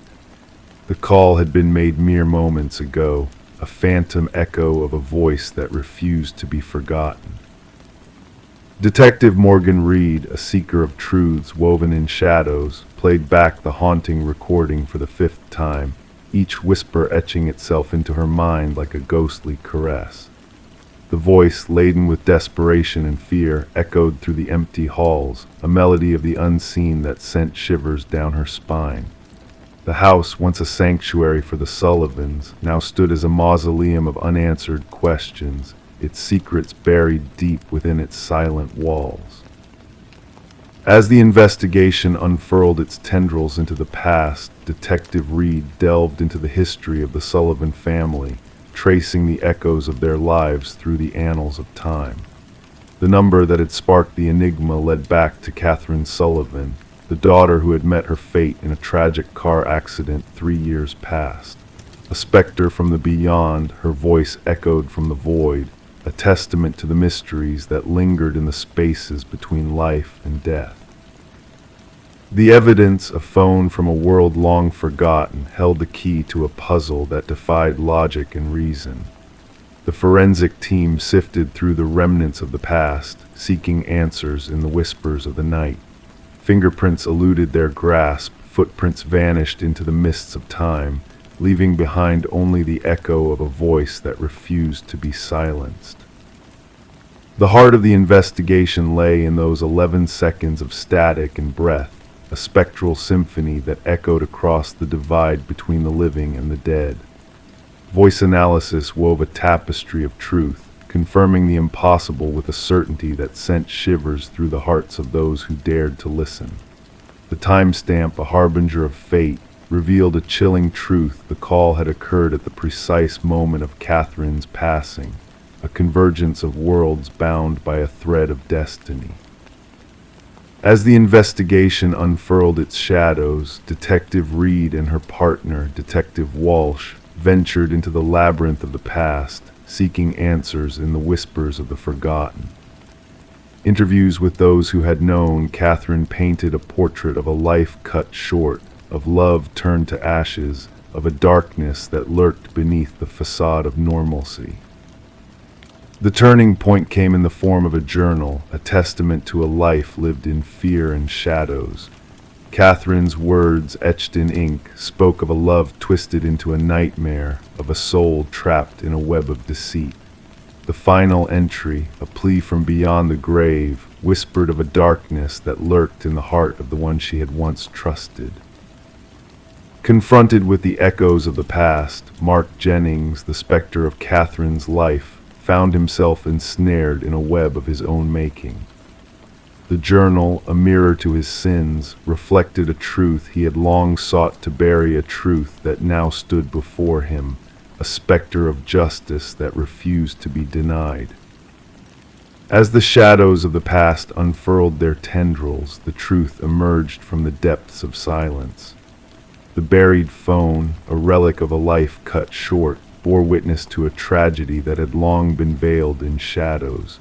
Deleted texts, a testament to a life snuffed out too soon, revealed a truth that could no longer be denied. In the heart of the darkness, justice awaited its reckoning. Mark's web of lies unraveled, his facade of innocence torn asunder by the weight of his sins. The whispers of the past, the echoes of a life cut short, converged in a symphony of truth that echoed through the halls of justice. As the gavel fell, sealing Mark's fate, Catherine's mother clutched the journal to her chest, a beacon of light in a world veiled in shadows.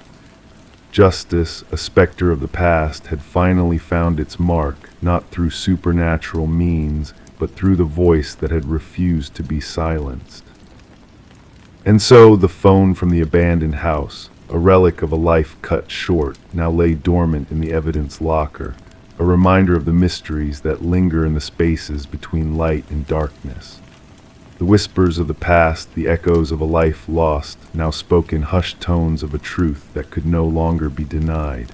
And in the stillness of the night, as officers passed by its silent form, they swore they heard it ring a spectral echo of a voice that refused to be forgotten. Story 20. The real estate listing made no mention of a basement. The blueprints held no clue of its existence.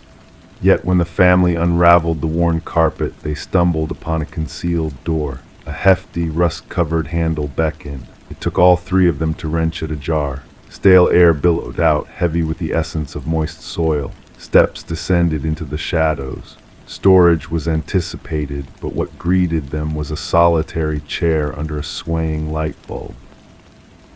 And on the wall behind it, a line of photographs of them. Images taken from within their own abode. The Mercer family had settled into the suburban dwelling amid the winter's early darkness, where leafless trees stood stark against the chill sky. The two-story edifice, with its weathered facade and creaking boards, exuded a charm they had convinced themselves of. Character and history, they whispered. Little did they foresee the depths of history embedded within the house, or the violent collision it would have with their present.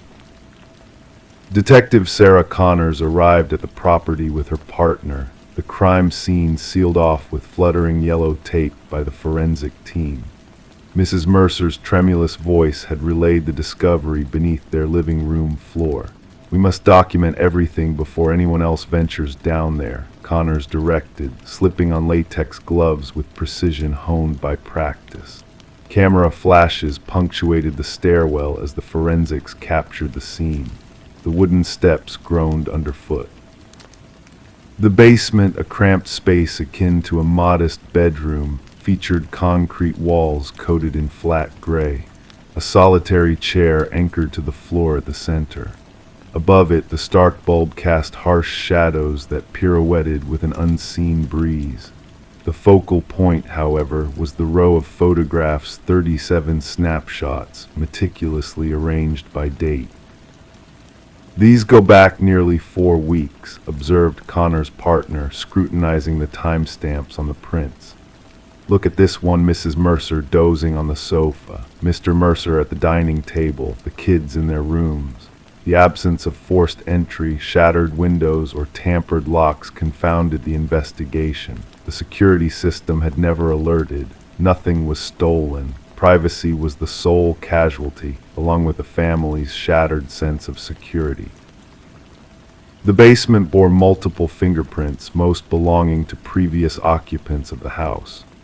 Records unveiled a turbulent history of 6 different owners in the past decade, each departing within a year, selling at diminishing prices. None had ever disclosed the existence of a basement. "We must interview every past owner," Connors decreed, flipping through her notepad. The case grew more unsettling as they delved into the past.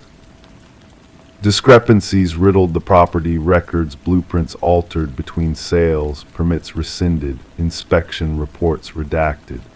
A pivotal breakthrough emerged during the interrogation of the contractor who had renovated the house 7 years prior. His complexion paled upon glimpsing the basement photos. "That room is a figment," he insisted, his hands quivering. "I gutted that place to the bone. There was no basement, no door, just earth and concrete." Data extracted from a memory card clandestinely stashed within the light fixture revealed hundreds more images on their evidence boards, not solely of the Mercers, but of prior families. Children sleeping, parents bickering, intimate moments, mundane routines, all surreptitiously captured by an unwelcome observer. The case took a grislier turn with the recovery of audio files from a weatherproof box buried in the basement's corner. Voice recordings from the master bedroom, kitchen, living room. The crisp clarity hinted at sophisticated microphones concealed throughout the residence, though none were found during the initial sweep. "We must tear down every wall," Connors urged, urgency taut in her voice. "Inspect air vents, light fixtures, electrical outlets. The culprit has been surveilling these families for years." Beyond the photographic wall, investigators unearthed a narrow passage leading to a monitoring station, a desk, a chair, a laptop linked to wireless cameras, and a journal teeming with meticulous observations on each household that had dwelt within the premises. Their routines, schedules, disputes, vulnerabilities. The script mirrored the handwriting of the house's original builder, Edward Kelvin. Public records indicated his demise during construction, a detail increasingly dubious as the inquiry unfolded. No death certificate existed, no funeral arrangements undertaken. Edward Kelvin had vanished from official annals. The journal's concluding entries spiraled into incoherence. Phrases like "they never looked beneath" and "they never perceived me" recurred. The final page bore a solitary sentence: "The subsequent family arrives tomorrow." Fingerprint scrutiny corroborated the detective's growing suspicion Edward Kelvin had never departed from the house he erected. He had merely retreated into its concealed recesses, crafting a maze of vantage points to monitor the families who presumed solitary occupancy. The manhunt spanned 3 days. They discovered him huddled within a crawl space betwixt the second-floor chambers, his frame gaunt and sinewy, adapted to navigating the narrow passages he had crafted within the walls. His eyes blinked against the glare of the torchlight, unaccustomed to direct radiance. During interrogation, Kelvin spoke of the families as though they were actors in his private drama. He described watching them with the detached scrutiny of a scientist studying specimens. He had not physically intruded, pilfered, or disrupted their lives. He had merely observed, recorded, documented. "They welcomed me," he informed the investigators, his tone soft and rational. "They inked the deeds, they became mine." A psychiatric evaluation deemed Kelvin to be plagued by severe delusions, perceiving himself as a custodian of the home rather than an interloper. The families were transient guests in what he deemed his eternal abode.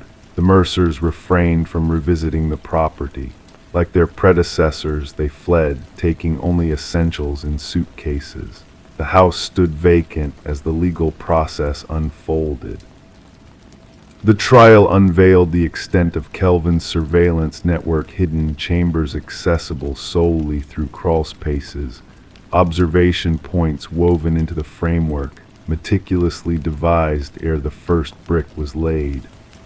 The domicile had been crafted as a voyeuristic apparatus from inception, its inhabitants unwitting subjects in Kelvin's obsessive chronicles. At the jury's decree, Kelvin remained impassive. He had retreated into the labyrinth of his psyche, where he could still navigate the unseen corridors of the house that now existed solely in recollection.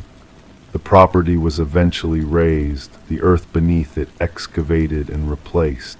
Yet, for the families that had dwelt there, the violation endured. They were haunted not by what was purloined from them, but by what lay concealed watching, eavesdropping, documenting their most intimate moments from within the walls they had trusted to shield them. At times, in hushed instants, they found themselves glancing skyward at air vents, light fixtures, the junctures of walls and ceilings, pondering if they were truly solitary now, pondering if they ever had been. Story 21. In the quiet solitude of her mother's attic, Sarah Winters stumbled upon a forgotten treasure trove of memories. A dusty cardboard box labeled Memories held the key to a past she thought she knew well. As she sifted through the faded photographs chronicling family gatherings from her childhood, a sense of nostalgia enveloped her. Yet amidst the smiling faces and flickering candles captured in the snapshots, there was something unsettling, a figure lurking in the background, a mysterious presence that sent shivers down her spine. The Polaroid from her 7th birthday party was the catalyst for her descent into a chilling mystery. At the edge of the frame, barely perceptible, stood a shadowy man, his features obscured by darkness. With each subsequent photo, he inched closer, his presence growing more pronounced yet unnoticed by the oblivious subjects of the images. Sarah's heart raced as she realized the eerie progression of this unknown figure through the captured moments of joy. Seeking answers, she turned to her father, hoping for a rational explanation, but his bewildered response only deepened the mystery. Desperation drove her to seek the help of Detective Marcus Reed, a seasoned investigator with a keen eye for detail. Rain tapped against the windows of the precinct as Sarah laid out the incriminating evidence before him, the shadowy figure haunting each frame like a specter from the past. As Detective Reed delved into the case, a sense of unease settled over the room. The figure's calculated movements through the photos hinted at a sinister purpose, a hidden agenda that defied easy explanation. With each revelation, the mystery deepened, leading them down a dark path of secrets long buried.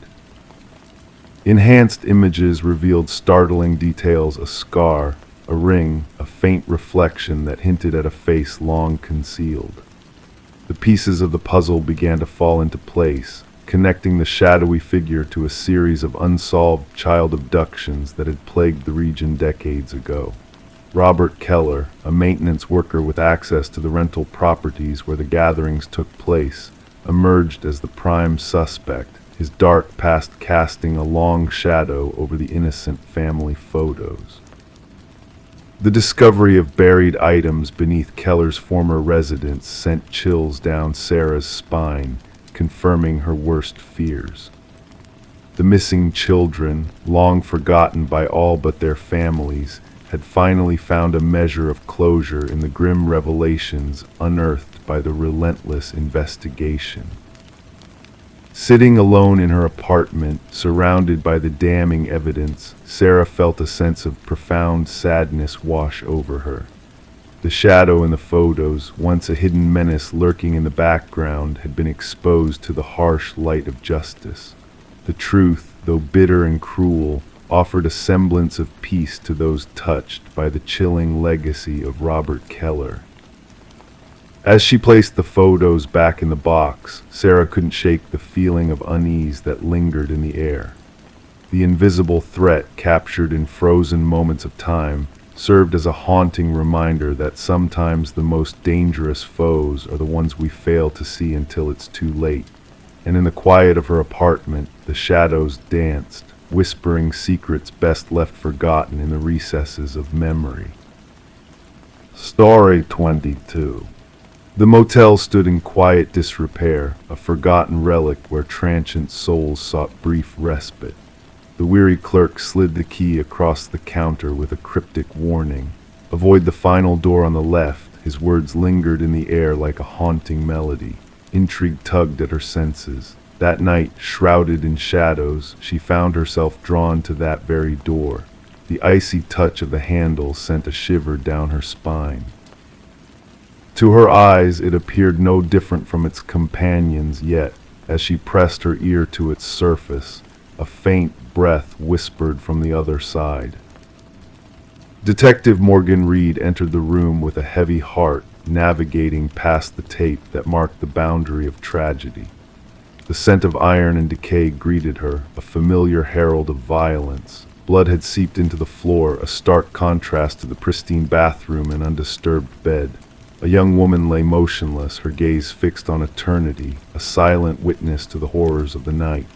Reed knelt beside her, a silent sentinel amidst the chaos.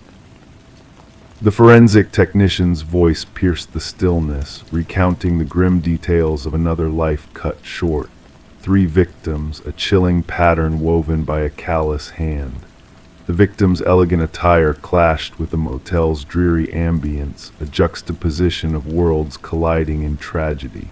The absence of theft hinted at a darker motive, a twisted drive lurking in the shadows. Back at the station, Reed pieced together fragments of a macabre puzzle. 3 women, 3 lives extinguished in the anonymity of cheap motels. The city whispered of a predator on the loose, preying on unsuspecting souls. The truth eluded her grasp, a specter haunting her every step. Autopsy findings brought clarity veiled in shadows. Strangulation, deliberate and personal, devoid of the usual marks of aggression. The killer's intent bore the mark of intimacy, a chilling revelation that sent shivers down Reed's spine. Days melded into nights as Reed delved deeper into the abyss of the investigation. Shadows danced on the walls, casting doubt on familiar faces. Elaine Werner's secrets emerged from the darkness. A clandestine affair with a man known only as C. Reed traced the threads of deception, weaving a tapestry of betrayal and deceit. Charles Emerson, a pillar of society, stood at the center of the storm. His charm masked a darker truth, a web of lies entwined with blood-stained threads. Reed's gaze pierced his facade, unearthing the darkness that lurked within his soul. Evidence mounted like a dam ready to burst. Emerson's veneer cracked under the weight of truth, revealing a monster hidden beneath the mask of civility. The room next to the last door on the left bore witness to his depravity, a chamber of secrets tainted by his vile desires. In the hushed confines of the courtroom, justice meted out its verdict. Emerson's stoic facade crumbled, revealing the emptiness that dwelled within. Life without parole, a sentence fitting for a man devoid of remorse or empathy. The echoes of the door on the left case reverberated through the halls of memory. Reed's footsteps echoed down hotel corridors, a silent specter haunted by the ghosts of the past. Behind locked doors, the keys to forgotten rooms lay dormant, a testament to the darkness that lingers in the human heart. Story 23. The new homeowners found it peculiar the way the old intercom crackled in the dead of night, a relic of the past, updated but forgotten. One evening, the husband's curiosity got the best of him. He pressed the button and a whisper crackled through the speaker. "Why did you return?" Startled, he recoiled, hands trembling. His wife, standing behind him, softly uttered, "I never uttered those words." The Victorian manor stood amidst ancient oak trees, its aged facade concealing a modern interior. Daniel and Meredith Parker had acquired the property at a surprisingly low cost, despite the real estate agent's uneasy demeanor during the showing. The vintage intercom system, linking all rooms, had appealed to the history enthusiasts. Detective Sarah Reeves arrived at the property, gravel crunching under her unmarked car's tires. The call reported a possible break-in, but the dispatcher's tone hinted at a deeper mystery. Daniel Parker, tall and pale, welcomed her at the entrance, leading her through the grand foyer. It all began with the intercom, he recounted, guiding Detective Reeves. First static, then whispers, and eventually clear sentences. My wife thought I was imagining things until she heard it too. In the living room, Meredith sat rigid on an antique sofa, hands gripping a steaming mug she didn't touch. We found something hidden behind the wall, she revealed abruptly. Daniel wanted to expand the kitchen pantry, and as he removed the drywall, her voice faltered. Concealed behind the wall, wrapped in decaying plastic, they discovered a small leather-bound journal. Detective Reeves wore gloves and delicately turned its brittle pages. The elegant yet frantic handwriting belonged to Alina, the presumed previous owner. The entries hinted at her growing fear that her husband Vincent intended to harm her. The last entry was 30 years old, Daniel explained.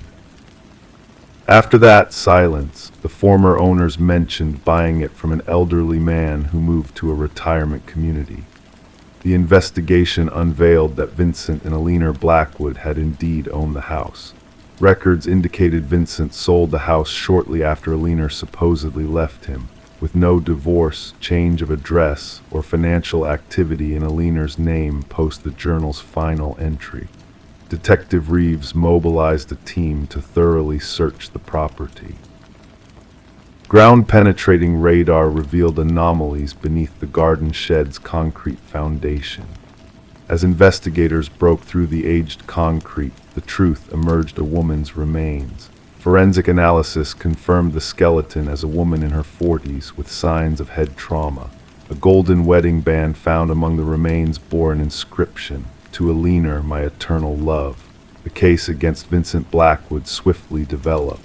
Now elderly and residing in a care facility, he comprehended the charges. His response to the evidence sent shivers down the detective's spine. "She wouldn't stop talking," Vincent calmly stated. "Always chattering through that accursed intercom, checking on me, questioning me. I disconnected it, but she rewired it herself, wanting to always reach me, no matter where I was in the house." His vacant gaze met theirs. "I just craved silence." In his confession, Vincent revealed how he fabricated Alina's abandonment, sending forged postcards from varied places to neighbors. He remained in the house, walking over the concrete where his wife lay buried. The trial was swift, with Vincent pleading guilty to murder. The judge noted the calculated crime and decades of deceit. Daniel and Meredith sold the house, unable to stay after learning its dark past. Before departing, they held a memorial for Alina in the garden, now restored post-investigation. The intercom was removed during renovations by the next owners. Workers heard static and whispers during the process, attributing it to tool interference. Detective Reeves revisited the Blackwood case file before it was archived. Closing the folder, she pondered how the house had unveiled its secret across time. Vincent Blackwood faced justice because Alina found a way to be heard. Local law enforcement dubbed it the house that answered back. Detective Reeves occasionally drove by the property. She never halted but slowed down, window cracked, listening for whispers carried on the breeze. Story 24. The apartment lay silent and still, untouched for months before the new tenants ventured inside. Their expectations were low, an accumulation of dust, perhaps some abandoned furniture left behind. However, one door remained stubbornly closed, resisting all attempts to swing it open. It was a closet, locked from within, hiding its secrets behind a veil of mystery. When the landlord finally succeeded in prying it ajar, the tenants braced themselves for a mundane discovery. But what they found within sent shivers down their spines. The walls bore witness to a haunting tale, etched with deep, uneven scratches that spoke of desperation and confinement. And nestled in the corner, an ancient flip phone lay dormant, its screen illuminated by a single unread message. Detective Morgan Shaw, a seasoned investigator, had encountered many chilling scenes in her career, yet the sight before her stirred a primal unease within her. Not a drop of blood nor a trace of violence marred the scene, but the frantic claw marks on the walls painted a harrowing picture of someone trapped, fighting against invisible chains. "We need forensics on site immediately," she instructed her partner, Officer Reed, who diligently captured the eerie marks on camera. "And fetch me the records of the previous tenants." The message on the phone glowed ominously. "I know what you did." The landlord, a jittery man with perpetually clammy hands, nervously divulged that the previous tenant had vanished without a trace, leaving behind unpaid rent. A young woman kept to herself, quiet type, disappeared about 6 months back, he muttered, his gaze skirting away from the closet. No trouble, no noise. Forensics analysis unveiled a grim revelation: multiple blood samples intertwined with the scratches on the walls, mostly matching a single individual presumed to be the missing tenant, Emma Caldwell, a 28-year-old woman reported as absent by her workplace. Yet 2 distinct DNA profiles emerged from the evidence. One remained a mystery, untraceable in the system. The other belonged to a man who had met his demise 2 years prior, casting a shadow of disbelief over the investigation. "This defies all logic," Shaw murmured, scrutinizing the perplexing findings in the lab report. Derek Mercer, a convicted felon declared dead in a tragic accident, now left his genetic imprint on the closet walls, defying the boundaries of life and death.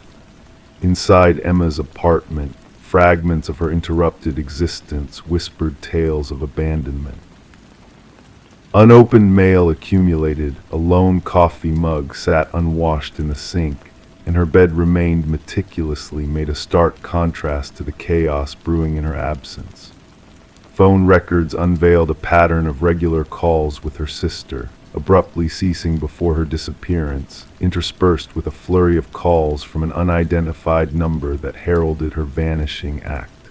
The sister mentioned a mysterious boyfriend, Officer Reed relayed. No name given, just described as intense and private. Surveillance footage from a nearby store chronicled Emma's return home one fateful evening, shadowed by a man in a baseball cap who skillfully evaded the watchful gaze of the cameras. The puzzle pieces began to align when partial fingerprints matching Derek Mercer were discovered on the closet's inner doorknob, linking him to the enigmatic web of deceit and tragedy. He staged his death, Shaw deduced. But why and how does Emma fit into his twisted narrative? The unidentified DNA sample unveiled a haunting connection to another missing person, Lynette Porter, who had vanished without a trace 3 years earlier. Her disappearance had faded into obscurity until her description resonated with witnesses who had glimpsed her presence at Emma's abode. Shaw connected the dots through meticulous scrutiny of traffic camera footage, tracing a vehicle registered under Derek Mercer's mother's name loitering near Emma's residence, with a figure resembling Derek surveilling the surroundings. The trail led to a secluded property owned by the Mercer family, where a grim revelation awaited them. Behind fortified basement doors, Lynette Porter languished in captivity, a mere shadow of her former self, subjected to the same torment that Emma had endured.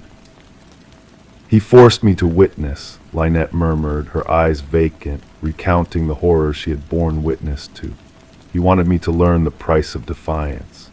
As the evidence mounted diaries chronicling Mercer's obsession with dominance, photographs capturing the likenesses of Emma and Lynette, and chilling videos of Mercer subjugating Emma to his will, a manhunt spanning jurisdictions ensued, plunging the authorities into a race against time to apprehend the elusive predator.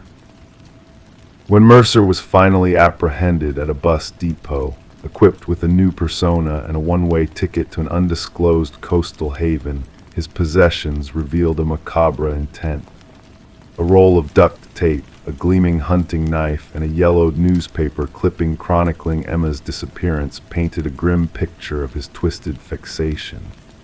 During interrogation, Mercer maintained a veneer of eerie calmness, brushing off the accusations with a chilling nonchalance. She penned that message herself, he claimed, referring to the cryptic text on the phone.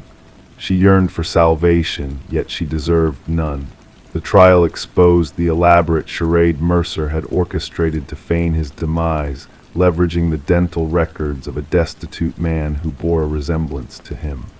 For 2 years he had prowled in obscurity, preying on unsuspecting women who mirrored his initial victim. Emma's fate remained a dark enigma, her final moments etched in the desperate marks that adorned the closet walls a silent testimony to her futile struggle for survival. The jury swiftly delivered a verdict of guilt on all charges after a mere 4-hour deliberation. As the judge pronounced a sentence of lifelong incarceration without the possibility of release, a fleeting smile played across Mercer's lips, hinting at a satisfaction known only to him. At the sentencing, Lynette Porter confronted her tormentor in court. He ensnared us in confined spaces, for his mind dwells in shadows. While he withers in his cell, I shall revel in the light. The harrowing case reshaped the investigative procedures for missing persons, emphasizing the scrutiny of relational ties and thorough searches of rental properties.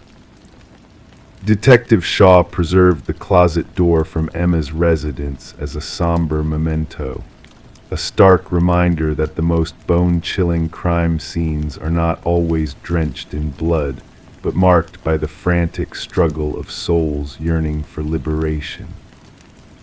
Story 25: The Unseen Doll. In the depths of the attic, concealed beneath a worn blanket, they stumbled upon it. A porcelain doll, fragile and ancient, with eyes of painted blue gazing wide and unwavering. Sarah and Michael, a young couple, regarded it with amusement, dismissing it as just another forgotten relic from the past. Little did they know that this encounter would unravel a mystery that transcended time. That evening, a peculiar sensation lingered in the air as they retired to bed. The stillness seemed to stretch endlessly, unsettling in its quiet embrace, and when dawn broke, the doll was no longer nestled in the attic's shadows. Instead, it sat ominously at the foot of their bed, a silent sentinel of unknown origins. Sarah and Michael had been captivated by the Victorian house's allure at auction, its intricate woodwork whispering tales of bygone eras. Despite whispers of a troubled history, they were drawn to the enigmatic charm woven into its very foundation, unaware that they were about to become entwined in its dark legacy. Detective Rachel Winters was summoned on a crisp autumn morning, greeted by a scene that defied logic. In the master bedroom, the female victim lay contorted in an unnatural pose, her eyes wide with terror etched upon her frozen countenance. Nearby in the hallway, the male victim appeared as though he had been fleeing from an unseen specter. The absence of struggle or forced entry puzzled the seasoned detective, leaving a haunting question lingering in the air. As Detective Winters meticulously documented the eerie tableau, a chilling realization dawned upon her. The victims seemed almost staged, like puppets in a macabre display. Each angle, each limb meticulously arranged, hinting at a malevolent presence orchestrating the sinister affair. The investigation unfurled like a tapestry of shadows, each thread weaving a tale of inexplicable dread. Neighbors shared unsettling accounts of phantom shadows and ghostly laughter echoing through the vacant halls of the house. Forensic examinations unearthed traces of antique fabrics, akin to those used in doll clothing, clustering around the victims, and the attic a silent testament to a sinister force at play. Delving into the house's history unveiled a pattern of tragedy shrouded in enigma. 3 prior owners had met untimely fates under mysterious circumstances, their deaths cloaked in inexplicable anomalies. A connection emerged, a common thread linking those who dared to alter the attic space, each meeting a grim demise at the hands of an unseen malevolence. A faded newspaper clipping whispered of a doll maker and his tragic past, a tale of loss and obsession that seeped into the very walls of the house. The final creation, a doll said to mirror his deceased daughter in eerie perfection, loomed like a specter from the past, its presence casting a haunting shadow over the unfolding investigation. Whispers of forbidden rituals and arcane practices swirled around the dollmaker's legacy, hinting at dark arts and unholy pacts that transcended mortal boundaries. The line between truth and superstition blurred, leaving Detective Winters grasping at elusive strands of a mystery that defied rational explanation.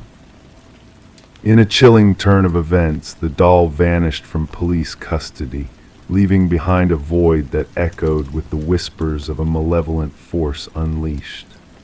Detective Winters, her final days clouded by the specter of the unsolved case, retired into the shadows, haunted by the enigma that had eluded her grasp. The house changed hands once more, its legacy of dread and despair shrouding it in an eerie pall. The attic, once a sanctuary of forgotten memories, remained a silent witness to the unseen forces that lingered within its walls. And on moonlit nights, a faint laughter would drift through the stillness, a haunting reminder of a past that refused to be forgotten. Story 26. The worn wooden plank shifted under her weight, revealing a secret beneath her feet. Intrigued, she knelt down to investigate, her fingers tracing the edges of the hidden space. The floor whispered of mysteries waiting to be unveiled. With gentle determination, she lifted the boards, exposing a shadowy chamber beneath the house. Dust danced in the dim light, cobwebs clinging to the forgotten corners. And there, amidst the shadows, lay a mattress, a chair, and a weathered notebook bearing her name repeated like a haunting refrain. Detective Morgan Reed observed silently as Sarah Coleman gazed into the darkness below, a sense of unease flickering in her eyes. It was more than just a hidden room, it was a violation of her sanctuary, a disturbing intrusion into her newfound solace. "Don't disturb anything else," Detective Reed cautioned, her voice steady yet tinged with gravity. A beam of light from her flashlight pierced the obscurity, revealing a mosaic of surveillance photos adorning the walls, snapshots of Sarah's daily life, captured in secret. A shrine of obsession concealed beneath the floorboards.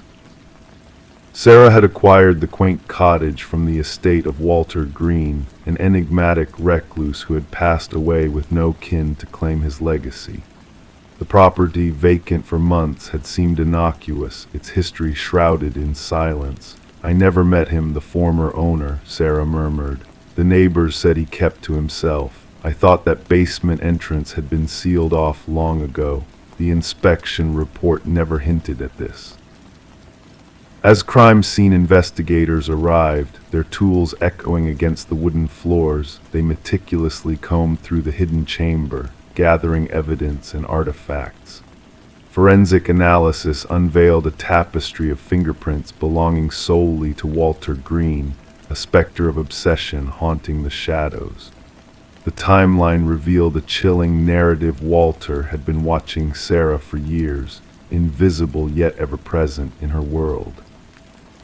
The fixation was escalating, the department psychologist explained somberly. From fantasy to tangible preparation, the hidden room suggests a sinister intent. Detective Reed delved deeper, unraveling the threads of Walter's past. An interview with a former coworker unveiled cryptic whispers of possession, of a belief that Sarah belonged to him. A key found in Walter's locker led to a storage unit, a macabre replica of Sarah's former life meticulously recreated within its confines. The calendar marked with a fateful date, the mannequin resembling Sarah, the echoes of a delusion long festering in Walter's mind, all pointed to a dark obsession that had spiraled out of control. Walter's history of delusion and fixation on unattainable love cast a shadow over Sarah's tranquility, a reminder of the fragility of safety in a world veiled in darkness. Sarah made the decision to sell the house, severing ties with a past tainted by shadows. As she stood in the empty living room for the last time, a shiver ran down her spine. What if I hadn't discovered the truth beneath my feet? She pondered softly. The case closed with Walter's death, marked as a chilling tale of stalking and unfulfilled intentions. Sarah, now a ghost in her own story, drifted away to a new horizon, leaving behind the whispers of a hidden room and a past she sought to bury. The cottage found new owners, oblivious to the secrets lingering in its walls. The hidden room lay dormant, sealed off from prying eyes, a silent sentinel of a bygone terror. Life moved on, but for those who knew the truth, the memory of the room beneath the floor lingered, a cautionary tale of shadows that dance unseen, of nightmares that fade with the morning light, and of a woman who narrowly escaped a fate entwined with a stranger's obsession. Story 27, The Enigmatic Whispers. The apartment exuded an ancient aura, its time-worn features enveloped in a cloak of mystery. The heating system emitted a low, mournful groan, and the pipes rattled with a rhythm as old as time itself. To the occupant, these sounds were familiar, almost comforting in their predictability. But one fateful night, a subtle shift occurred in the tapestry of sound that filled the space. A whisper, delicate yet unmistakable, drifted through the vents like a wisp of smoke. It was not the ordinary chatter of a neighbor or the distant hum of city life. No, this whisper was different. It carried a weight, a presence that demanded attention, calling out a name that seemed to hang in the air like a delicate thread. In the dimly lit apartment, Detective Morgan Shaw stood, a lone figure in the midst of emptiness. Her gaze fixated on the rusted vent cover, pried open with an eerie purpose. Around her, the forensics team moved with precision, capturing the scene in flashes of light. Alina Reeves, the missing soul whose absence had triggered this macabre discovery, had been gone for 7 long days before her scent betrayed her whereabouts. The secrets that lay within the ventilation system defied logic, hinting at a darkness that lurked beneath the surface. Officer Patel, his voice somber, recounted Alina's claims of hearing voices through the vents. Her pleas had fallen on deaf ears, dismissed as mere quirks of an aging building, but Shaw knew better. Kneeling beside the vent, she traced the jagged marks etched into the metal, a silent testimony to a struggle unseen. Fingernails, desperate and wild, had clawed at the cover from within, seeking escape from an unseen menace. Alina, a beloved kindergarten teacher with a penchant for nurturing life, had succumbed to a fear that had taken root in her very being. Her sister's trembling words painted a picture of a woman haunted by whispers, tormented by unseen eyes. Shaw's eyes swept the apartment, now a canvas of unanswered questions. The bed carefully made, the mug abandoned in the sink, and the chair a sentinel beneath the vent, as if awaiting a visitor from the shadows. The revelations from the forensics team only deepened the mystery. Fibers intertwined with the grating, a fingerprint foreign to Alina, all pieces of a puzzle that refused to yield its secrets. As Shaw delved into Alina's world through audio recordings, a chilling truth emerged. The whispers had been real, a sinister presence reaching out from the shadows of the building's history. The building, a silent witness to a series of unsettling departures, held within its walls a darkness that defied explanation. Tenants had come and gone, their footsteps echoing in the corridors of memory, leaving behind tales of voices that spoke from the very structure itself. Harold Weber, the enigmatic superintendent with keys to every door, stood at the center of Shaw's scrutiny.